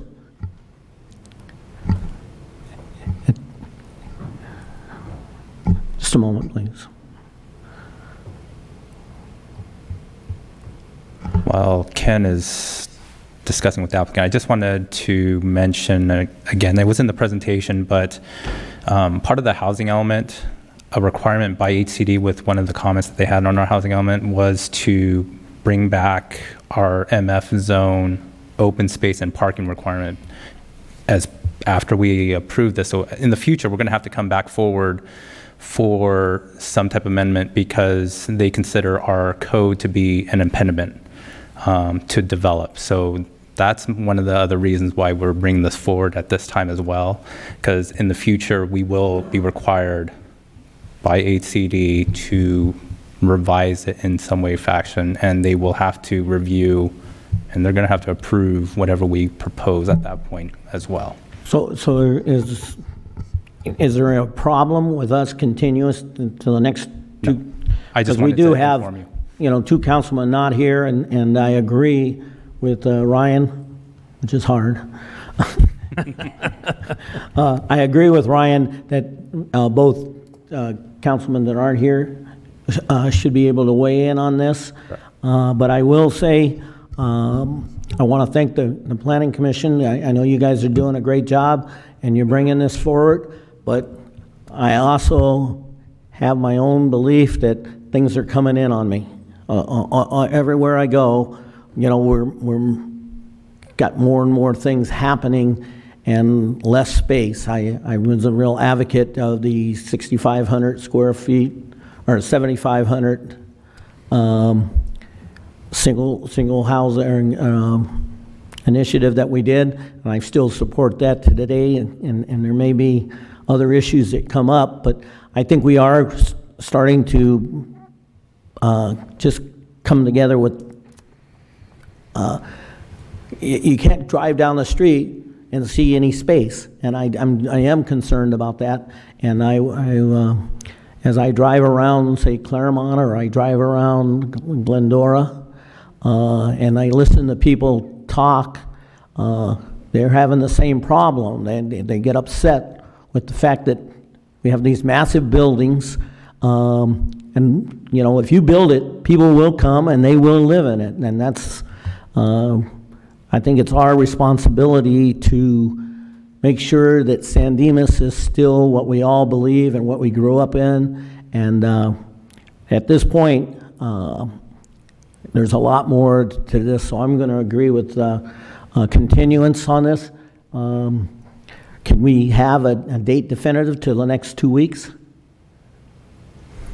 Correct. We would be continuing this to the city council's regular meeting of October 11th. Yeah, I would just say, you know, Henry, I hear you loud and clear that we need to do something, and that's fine. But I think that the recommendations, at least the way I see it here, it's too far as I'm concerned. I don't know where council will be at the end, but I think there's flexibility in it. But just recently, the governor signed into law a bill that, eliminated parking requirements for housing within a half a mile radius, which was, I think, what SB 50 sought to do a few cycles ago. I mean, slowly but surely, local control is eroding. Correct. And so, you know, when you look at something like this, you know, we should give it our due diligence and thought to maintain the character of the community as best we can while being able to balance the needs that we need to do for housing.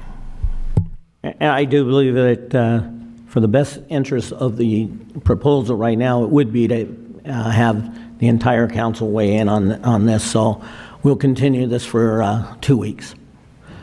We need to have a vote, Mr. Mayor. Pardon me? We need to have a vote to continue to the next meeting. I'll move to continue this to the next meeting. Second. All in favor? Aye. Aye.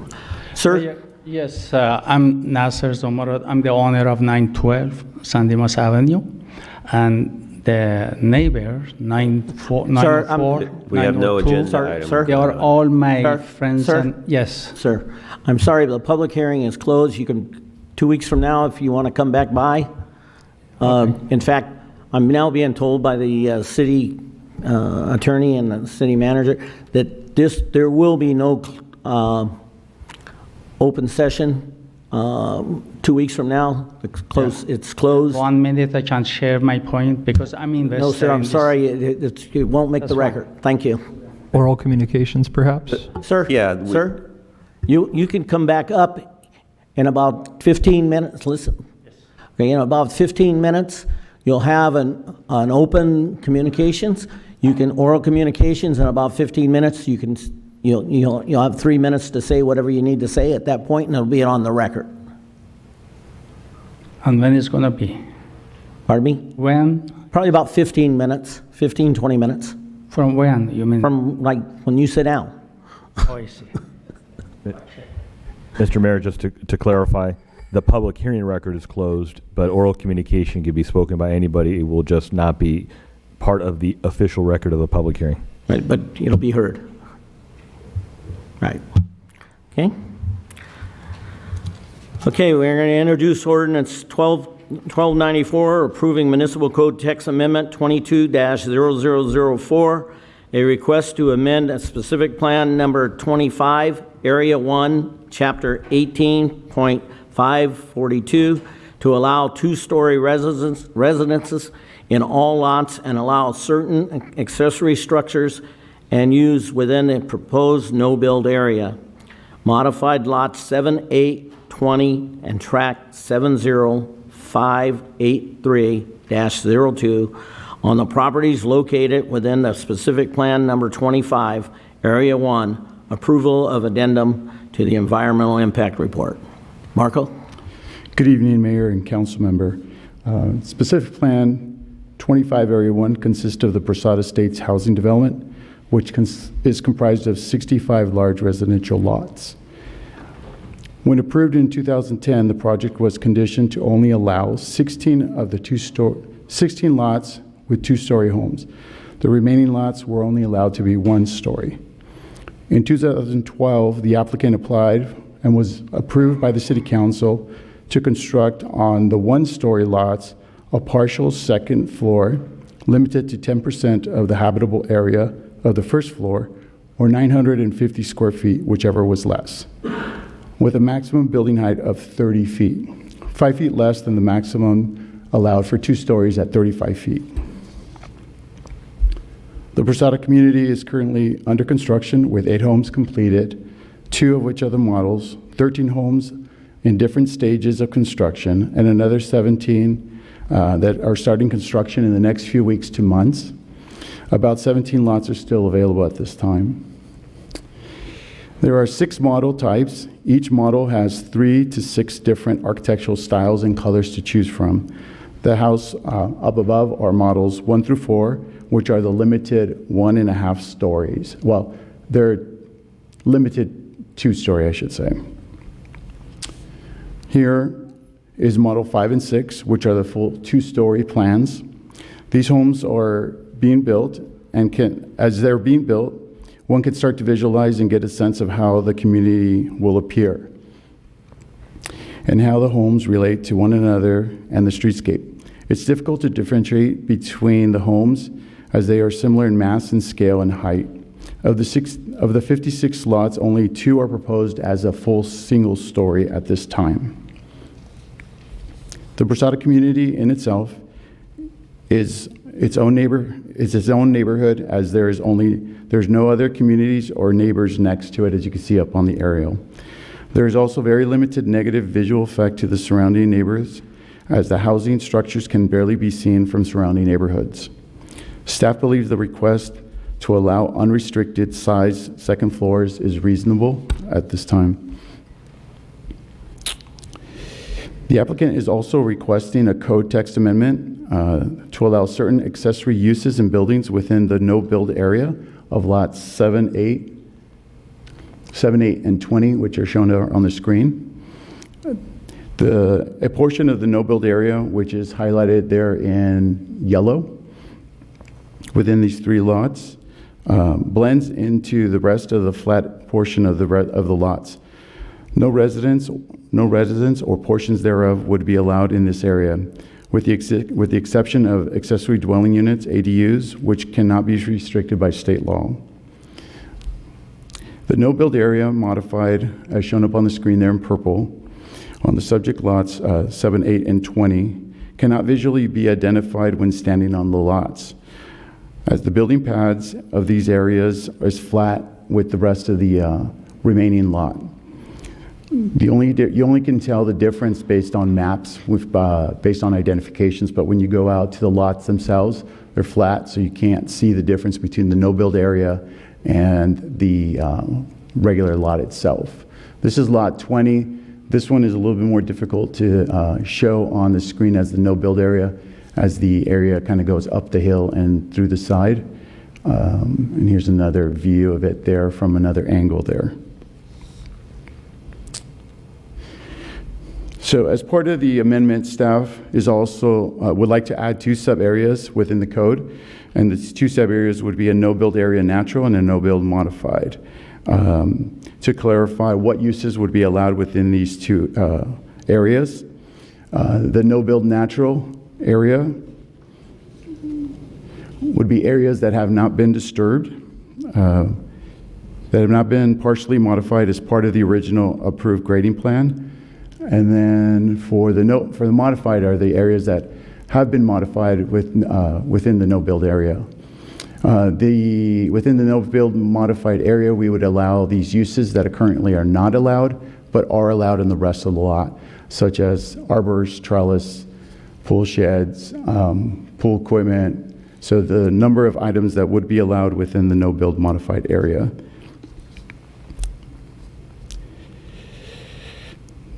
The recommendation would be that the Planning Commission staff recommend to the City Council to hold a public hearing introducing Ordinance 1294, which would allow for 2-story structures on all lots, and also to allow certain accessory structure uses within the no-build modified areas for lots 7, 8, and 20 of tract 70583-02.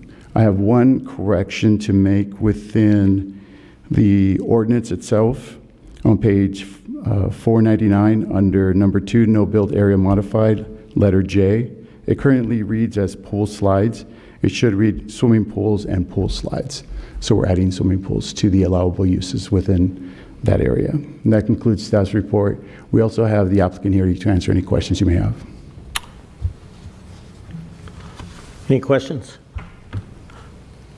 Eric?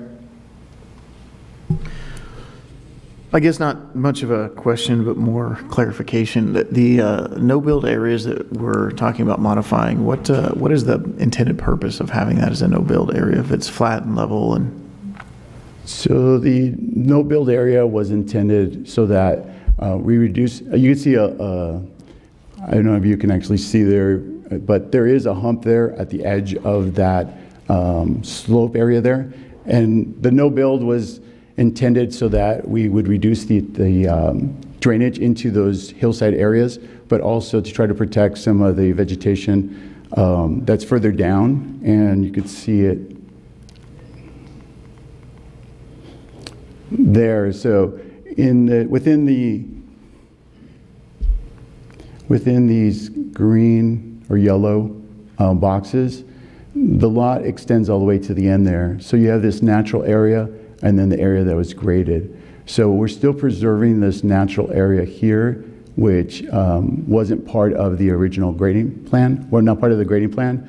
So it was intended to preserve those areas as part of the no-build. But because the no-build was extended as a general 100 feet here, and the areas were graded, we're saying that as long as they don't go beyond this line here into the hillside, then they can go ahead and build the structures that are in the code text within this area. so it sounds like we're of the opinion that there won't be any negative impact to the hillside or the vegetation and everything below. Correct. And the code's written that they cannot grade any further than what's already graded. Thanks. Ryan, anything? You know, I have no problem. I've read the staff report, and I've read Planning Commission, and I want to thank them once again for going through this. I have just one question, and it's just kind of a generic question. This project was a long-term project. It went for many years before we got here, before they actually started building and stuff. What was the difference, why we did not approve the 2 stories, the multiple 2 stories, and these locations for these trellises and stuff like, what was the reasoning behind that then? I wouldn't be able to answer that. That was, like you said, it was a project that's been around for over 20 years in the making, and I wasn't here during that time. We try to understand the research. I mean, the way we understand that the original concept of Brasada was going to be large estate homes spread out throughout the community itself. And then my understanding when speaking to the applicant after there was a fire up on the foothills, they thought that spreading all the homes throughout the Brasada estates would not be a good thing, that we should probably cluster them so that's easier for evacuation and fire protection. So there's a lot of open space within the Brasada estates. So the concept of these large lots spread throughout the specific Plan 25 no longer existed. However, I think some of the parts of the code that existed, that were created at the time, really weren't fleshed out as the new project was coming in, and that's why we've come in several times, or the applicant has come in several times to ask for amendments so that the project can get modified so that it actually works the way it should because of the way it's currently developed. So, I mean, these are large lots, large homes, but these are not homes that I guess you would say are estate in the sense of you see your neighbor. You know, sometimes you think estates that you won't see your neighbor. Here you do, even though these are large, really nice homes. Not to downplay it in any way, but it's not the concept that was originally planned for. And in the way of the no build, I'm not sure about that, I'm sorry. All right. But it makes sense to allow for the development in these because they allowed for the grading. If they didn't allow for grading in those areas, then we understand the no build. But since it was graded, everything's gone. Thank you, Marco. Sure. think we'll open up the public hearing, and Mr. Stringfellow looks like he's ready to bounce out of his chair.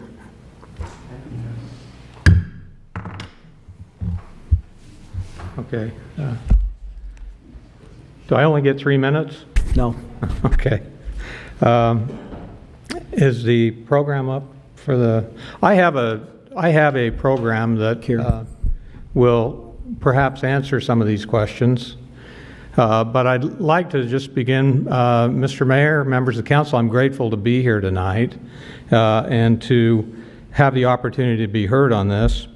I really appreciate the work that the staff has done. They've spent a considerable amount of time in review and analysis before recommending this code text amendment for approval.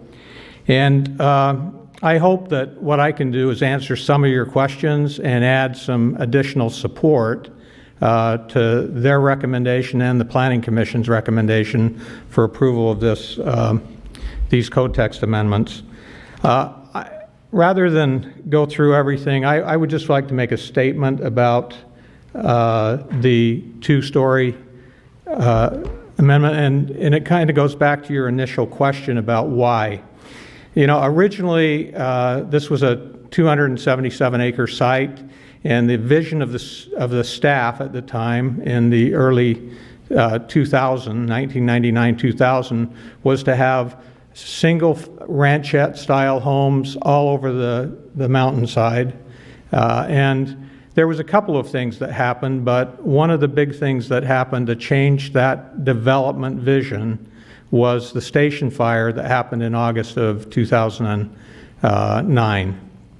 And, you know, the mayor was here at that time, and part of the approval of this project, and some other city councilmen, and they realized that that development vision was not only economically unviable, but also you couldn't defend any of the homes up there built under that scenario.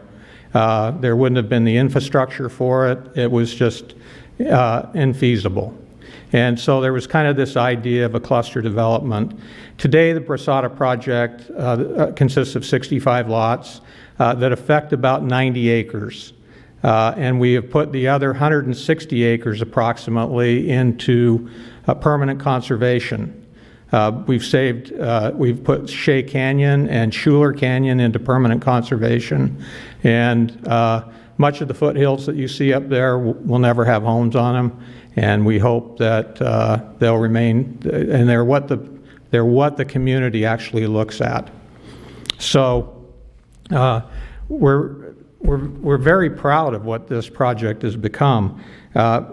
With regard to the two-story, all I can tell you is that we came here in 2012 and asked for an amendment to allow a architectural element that created a two-story element on these single-family homes.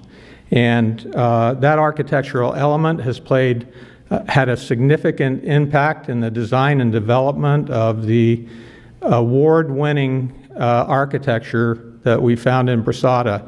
Last year at the MAME Awards, the Brasada project was nominated for Community of the Year. It was nominated for the Best Home of the Year, and there were 5 nominees for Best Home of the Year, and 2 of them were the model homes at Brasada, 2 of the 5.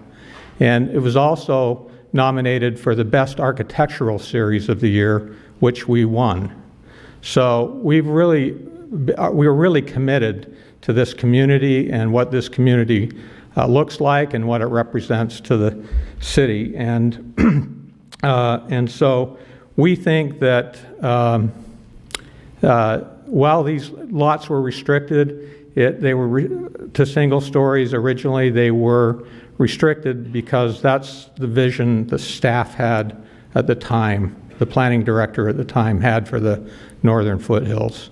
And, you know, as we've built these out and sold these homes and we've had market responses, there is a demand for some two-story homes, some more two-story homes. Had we would have probably had additional two-story homes, more two-story designs had we been able to have more two-story lots. And so what I can tell you is that if you allow us to continue to build additional two-story homes there, that the Brasada team is committed to pursuing the excellence in architecture that we've had there previously, and I think that you can trust that we'll continue to do a good job on any house designs that we submit to the city. Regarding this, I may answer your question a little bit better, Commissioner Weber.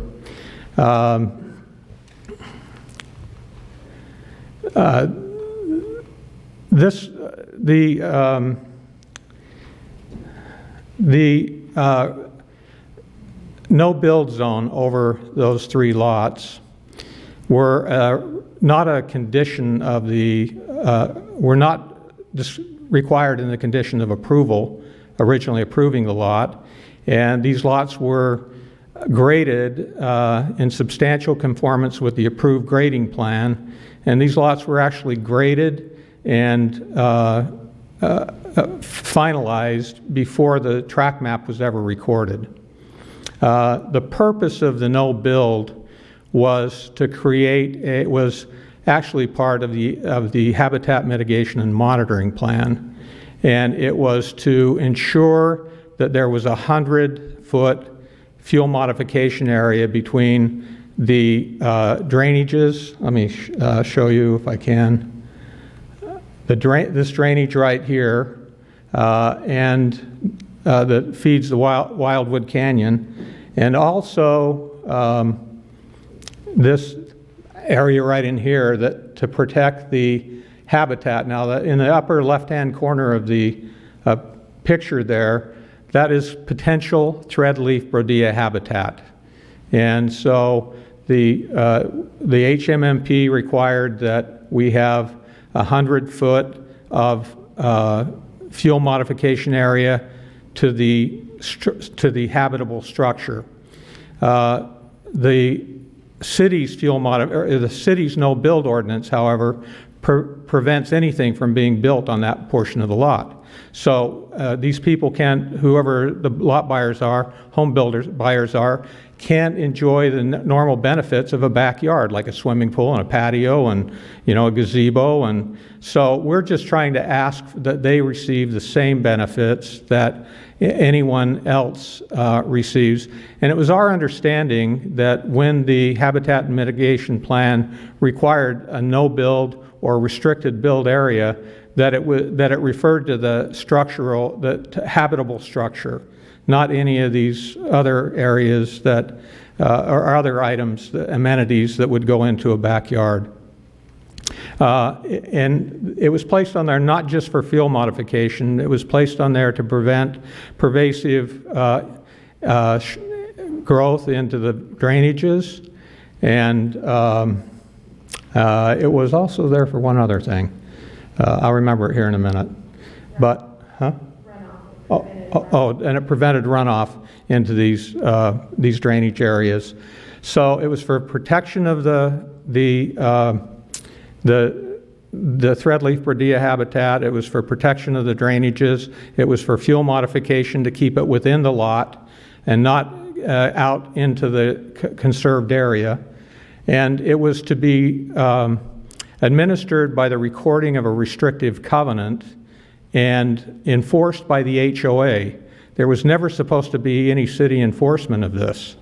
And so it got recorded as a no-build area when the final maps were recorded. And as a result, we're here today asking you for an amendment. Had we followed the path that the HMNP required, we wouldn't be here asking you for this amendment today.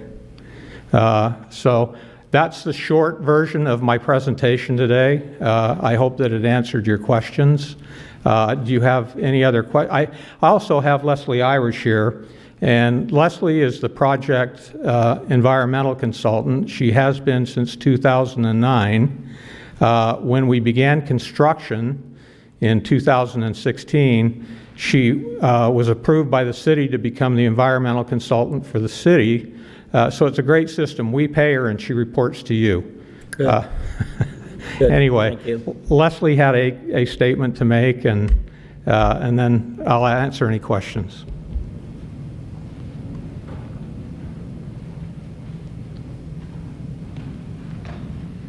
Good evening. As Stan has said, I did get involved in the project in 2009. I am the author of the HMMP. I've listened to the staff's report and to Stan, and I would just like to say that other than answering questions for you, I do believe it's been characterized correctly.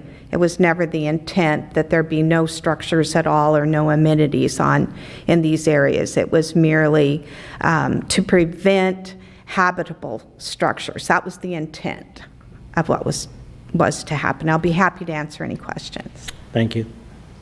Any questions?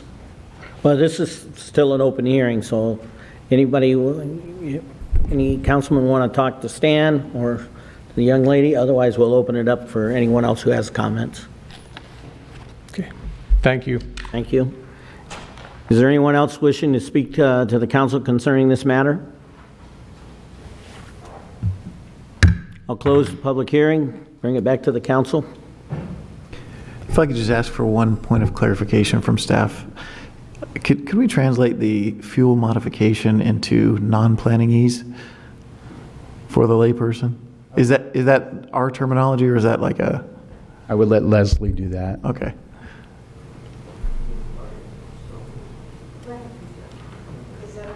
Sure.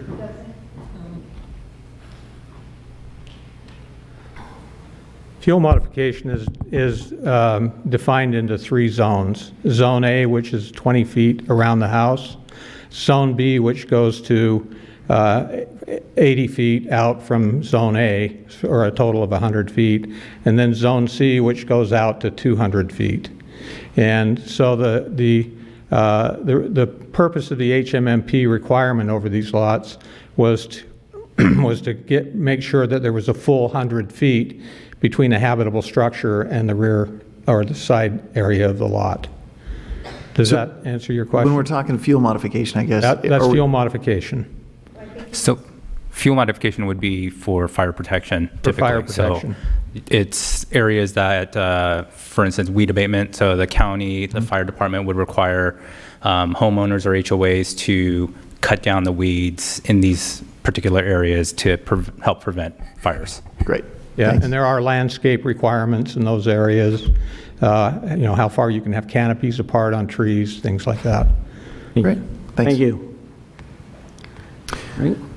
I'll just say that I don't think the 2-story issue is a problem at all for me. I'm definitely one of the people in the city that appreciates single-story houses, but especially in the context of a development like this, I realize that the demand right now is not necessarily for single-family homes. As much as I would love to, or a single-story home, as much as I'd like to buy a single-story home up there, it just, people want 2-story homes and they want the extra square footage. So I completely understand that, and I don't think it's going to be out of place or anything like that in a development of this scale with existing 2-story houses.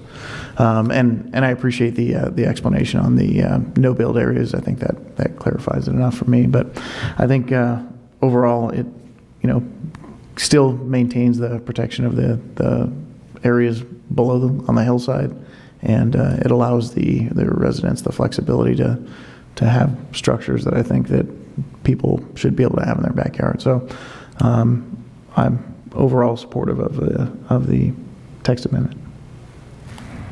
Ryan?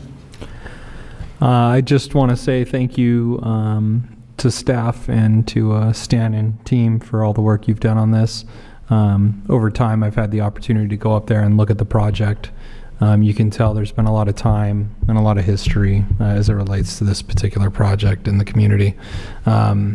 It shows on the models that are there, and I think the way that the earthwork's been done and the challenges of that site have been dealt with appropriately and responsibly. So I have no qualms or hesitations to believe that you will not continue to do outstanding work up there, and I will be supporting this ordinance introduction and look forward to its realization. Is that going to be a motion? I move that we introduce ordinance 1294 approving municipal code text amendment 22004, a request to amend specific plan number 25 area 1 chapter 18 542 to allow two-story residences on all lots and to allow certain accessory structures and uses within the proposed no-build area modified of lot 7820 of track 70 58302 on the properties located within specific plan 25 area 1, approval of addendum to environmental impact report. And that's with, I think there was a language modification that you talked about in this one too. That was on page 499. It should say pool, slides, and swimming pools. Right, to include that modification. I'll second that motion. Could you repeat it, Eric? And we need to have a reading of the ordinance title too, and then waive further reading.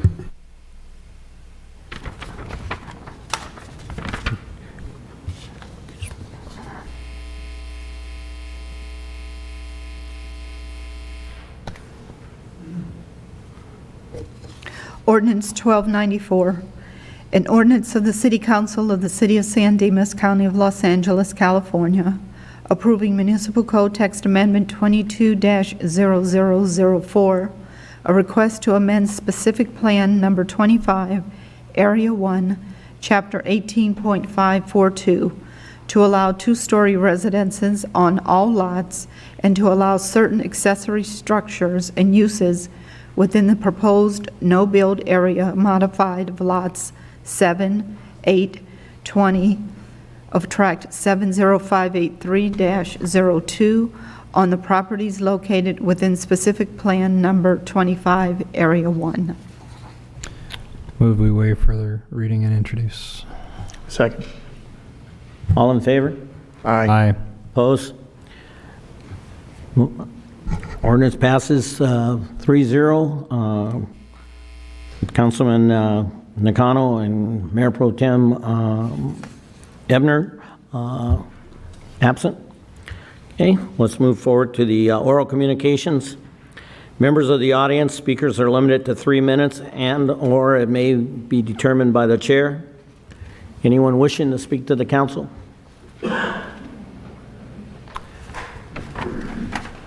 Did the applicant on that? Evidently he left. Did he stick around?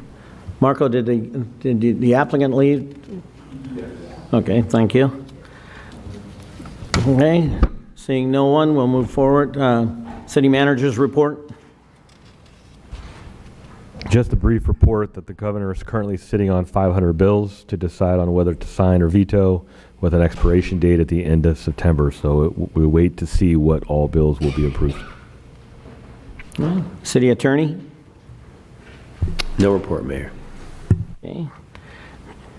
Councilmember reports on meetings attended at the expense of the local agency. We've already done that from 2 weeks ago. Okay. City clerk, could we get a update on the San Dimas commissioners trainings? Yes, over the weekend, I did receive a certificate from Commissioner Deli for his harassment training. I'm still waiting on the ethics training certificate. The Brown Act training was completed by Mr. Deli. For the Equestrian Commissioner, Carlos Udria, I have not received any certificates or any email correspondence from him. And with the Senior Commissioner, Veronica Salcido, I've also not received the last 2 training certificates or any notification from her as well. It is noted that her term is expiring in November, though, and that would be her last, that's her 3rd term that she's... So she's not eligible for... No, she's not eligible for reappointment. Chris? Just to add some more background, when the City Council did their comprehensive review of the Board and Commission Handbook, they established training requirements for all their board members to up the standard to bring them in line with the City Council. We've reached out, provided opportunities for that training for all the commissioners, and then followed up numerous times with individuals that had not turned in their certificates or completed their training on the deadlines provided. And so the report you see before you are individuals that still, after numerous attempts to get the training complete, are still outstanding. And so I think the question before the council, given that it is your board and commission handbook, where would you like us to go from here? I understand Mr. Dilly's completed both the segments that he was behind in. I believe that was the case, and that we're just still waiting for the completed certificate. So there were 3 sessions, and he has done and submitted proof of 2, and waiting for the 3rd one. Okay.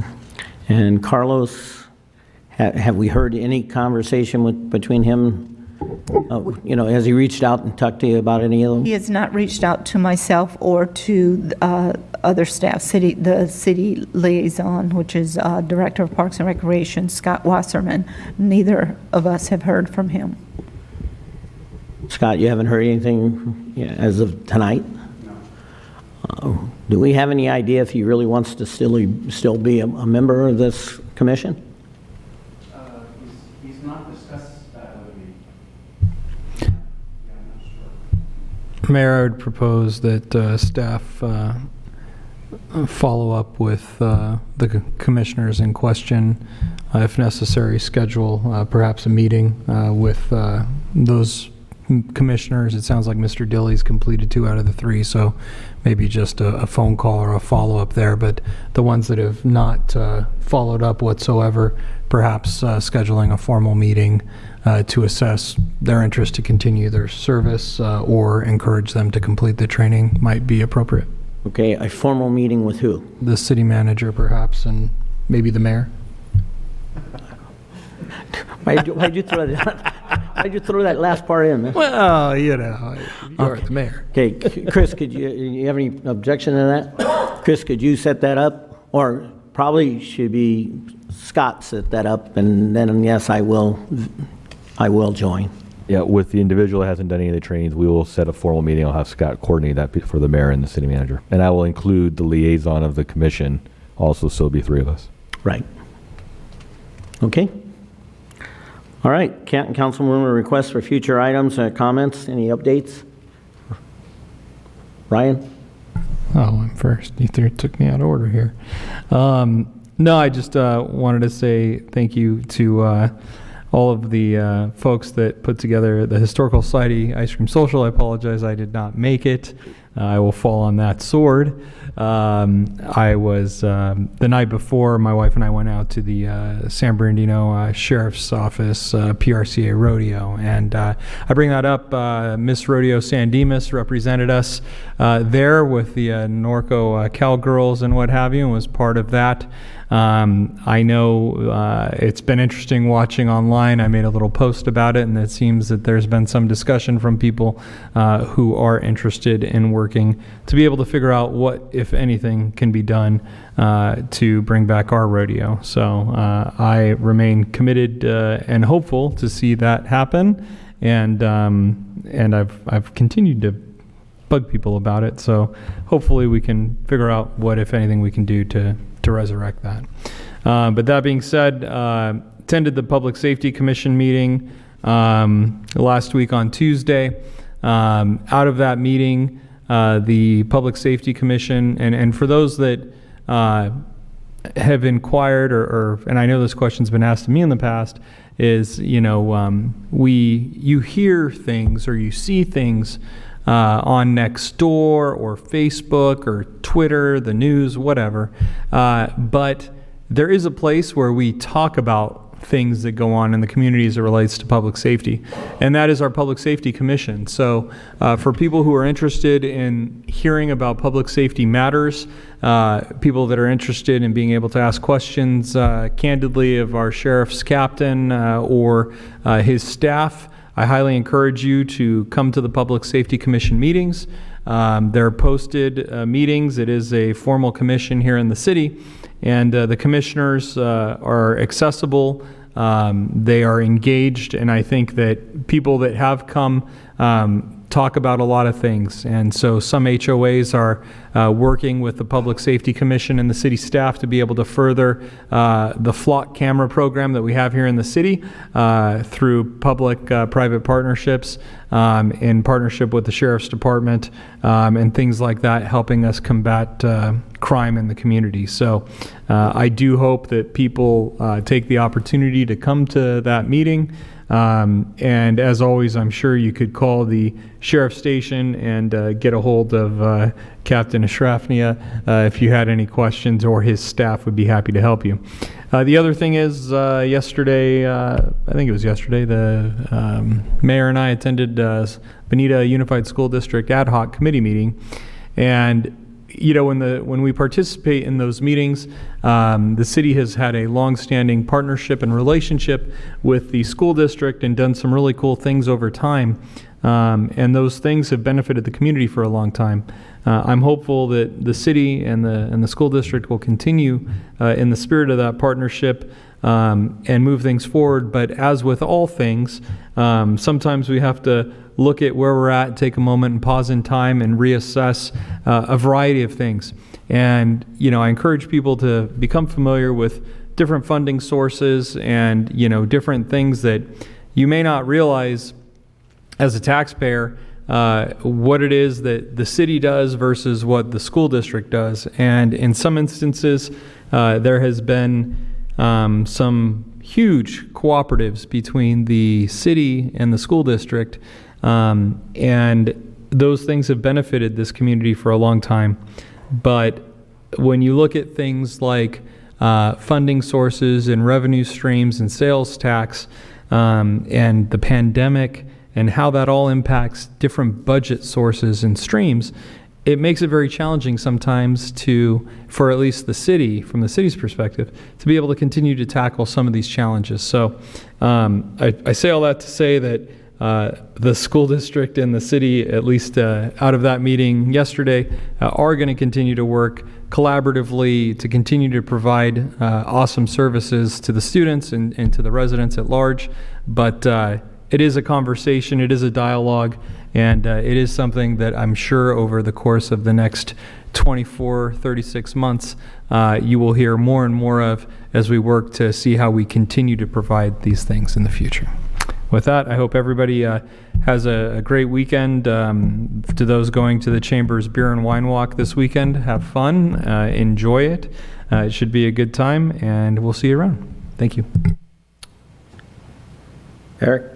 I just want to mention, we talk a lot about state laws that get signed that hurt us as a community and kind of take our character away. And we did just a little bit of that earlier in this meeting.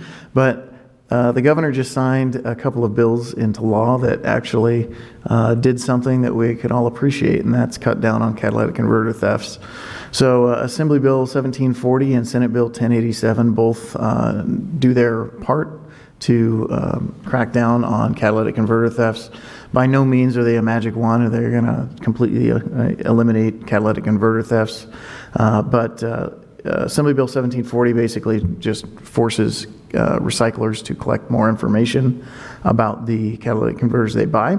And Senate Bill 1087 prohibits anyone from buying a used catalytic converter other than a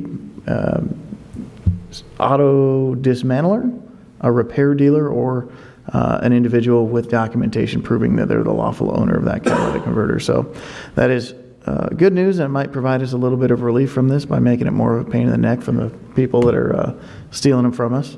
But again, probably not going to be a magic wand that'll fix them all. Additionally, I want to talk about a couple of events that are coming up that I'm particularly excited about to put on your calendar. On October 22nd, there's the Halloween Spooktacular Run and Scared 5K, which all of us were at last year, and I'm sure we'll return for this one. I know I'll be there. Are you going to win in your category again? Oh, I don't know. Yeah, I got second place. I didn't win. But that'll be exciting, so put that down on your calendars. And then also the Walker House of Horrors on through Thursday, October 27th through Sunday, October 30th. And that's from 6 p.m. to 8 p.m. And come out to the Walker House of Horrors, all put on by our Parks and Rec department, so thank you for that. And then one last thing, I don't want to compete with the Beer and Wine Walk, but I had a really fun weekend this last weekend going down to the Miramar Air Show, and took my son out there. He had an absolute blast. I got to take a picture with the Blue Angels, which was just fantastic. And just a reminder that the Pacific Air Show, Great Pacific Air Show in Huntington Beach is this weekend. So after the Beer and Wine Walk, after you get done with that, maybe go down and check out the air show. It is just such a great time. They've canceled it the past few years, so the interest is definitely there. It was packed at Miramar. So I take it the air show is going to be on Sunday? It's all weekend, yeah. Okay. The beauty of being the guy that sits in the middle, they say everything that I would even begin to say, so thank you guys very much. Obviously, the Beer and Wine Walks this weekend, this Saturday, the 1st, and I had a conversation with Sylvia today, and it just sounds like that committee has gone completely skyward. It's going to be good. You got like 28 different vendors there. I don't know where they found 9 breweries, but the reality is it sounds like that there's going to be plenty of alcohol, but they also said there's soda pops and some food. So, you can also go out there if you're a designated driver. So feel free to come out, just have some soda pop, and I'll only talk about soda pop. So we are going to adjourn, and we're going to be going into a closed session. Mr. City Attorney, you want to say something?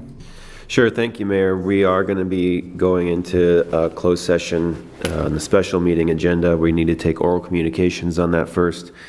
But I do want to note for the record that Councilmember Vienna is going to recuse himself from both of those closed session items due to a real property conflict of interest within 500 feet. Mayor Badar, Councilmember Weber will participate, and Councilmember Nakano will be participating remotely. So the oral communications, actually the roll call and oral communications needs to go now. In 10 minutes. Well, we need to do the oral communications here first in the chamber before we go into the closed session. Okay, so then we'll be reading the beginning for part of this then. All right, we're going to, at this time, we will be going into a special meeting of closed session to discuss 2 items. Conference with legal counsel, existing litigation, City of San Dimas versus the Metro Gold Line, Foothill Extension Construction Authority, and a conference with legal counsel, anticipated litigation. As we will be having Councilmember Eric Nakano joining us, the meeting during this closed session from a remote teleconference location. We will be retaking a role and providing another opportunity for oral communications. Councilmember Nakano will be at the Residence Inn by the Marriott London Bridge, located in 201-211 Long Lane in London, in the United Kingdom. So anybody wants to run out there and check on him, and I think he said it was like 9 hours ahead, so he's just going to be getting up. So roll call, Madam City Clerk. But how is he going to? You got him? Okay. Councilmember Nakano? Eric? Present. Yes, present. I'm here. Councilmember Weber? Here. Mayor Badar? Here. Record will reflect that there are 3 council members in attendance to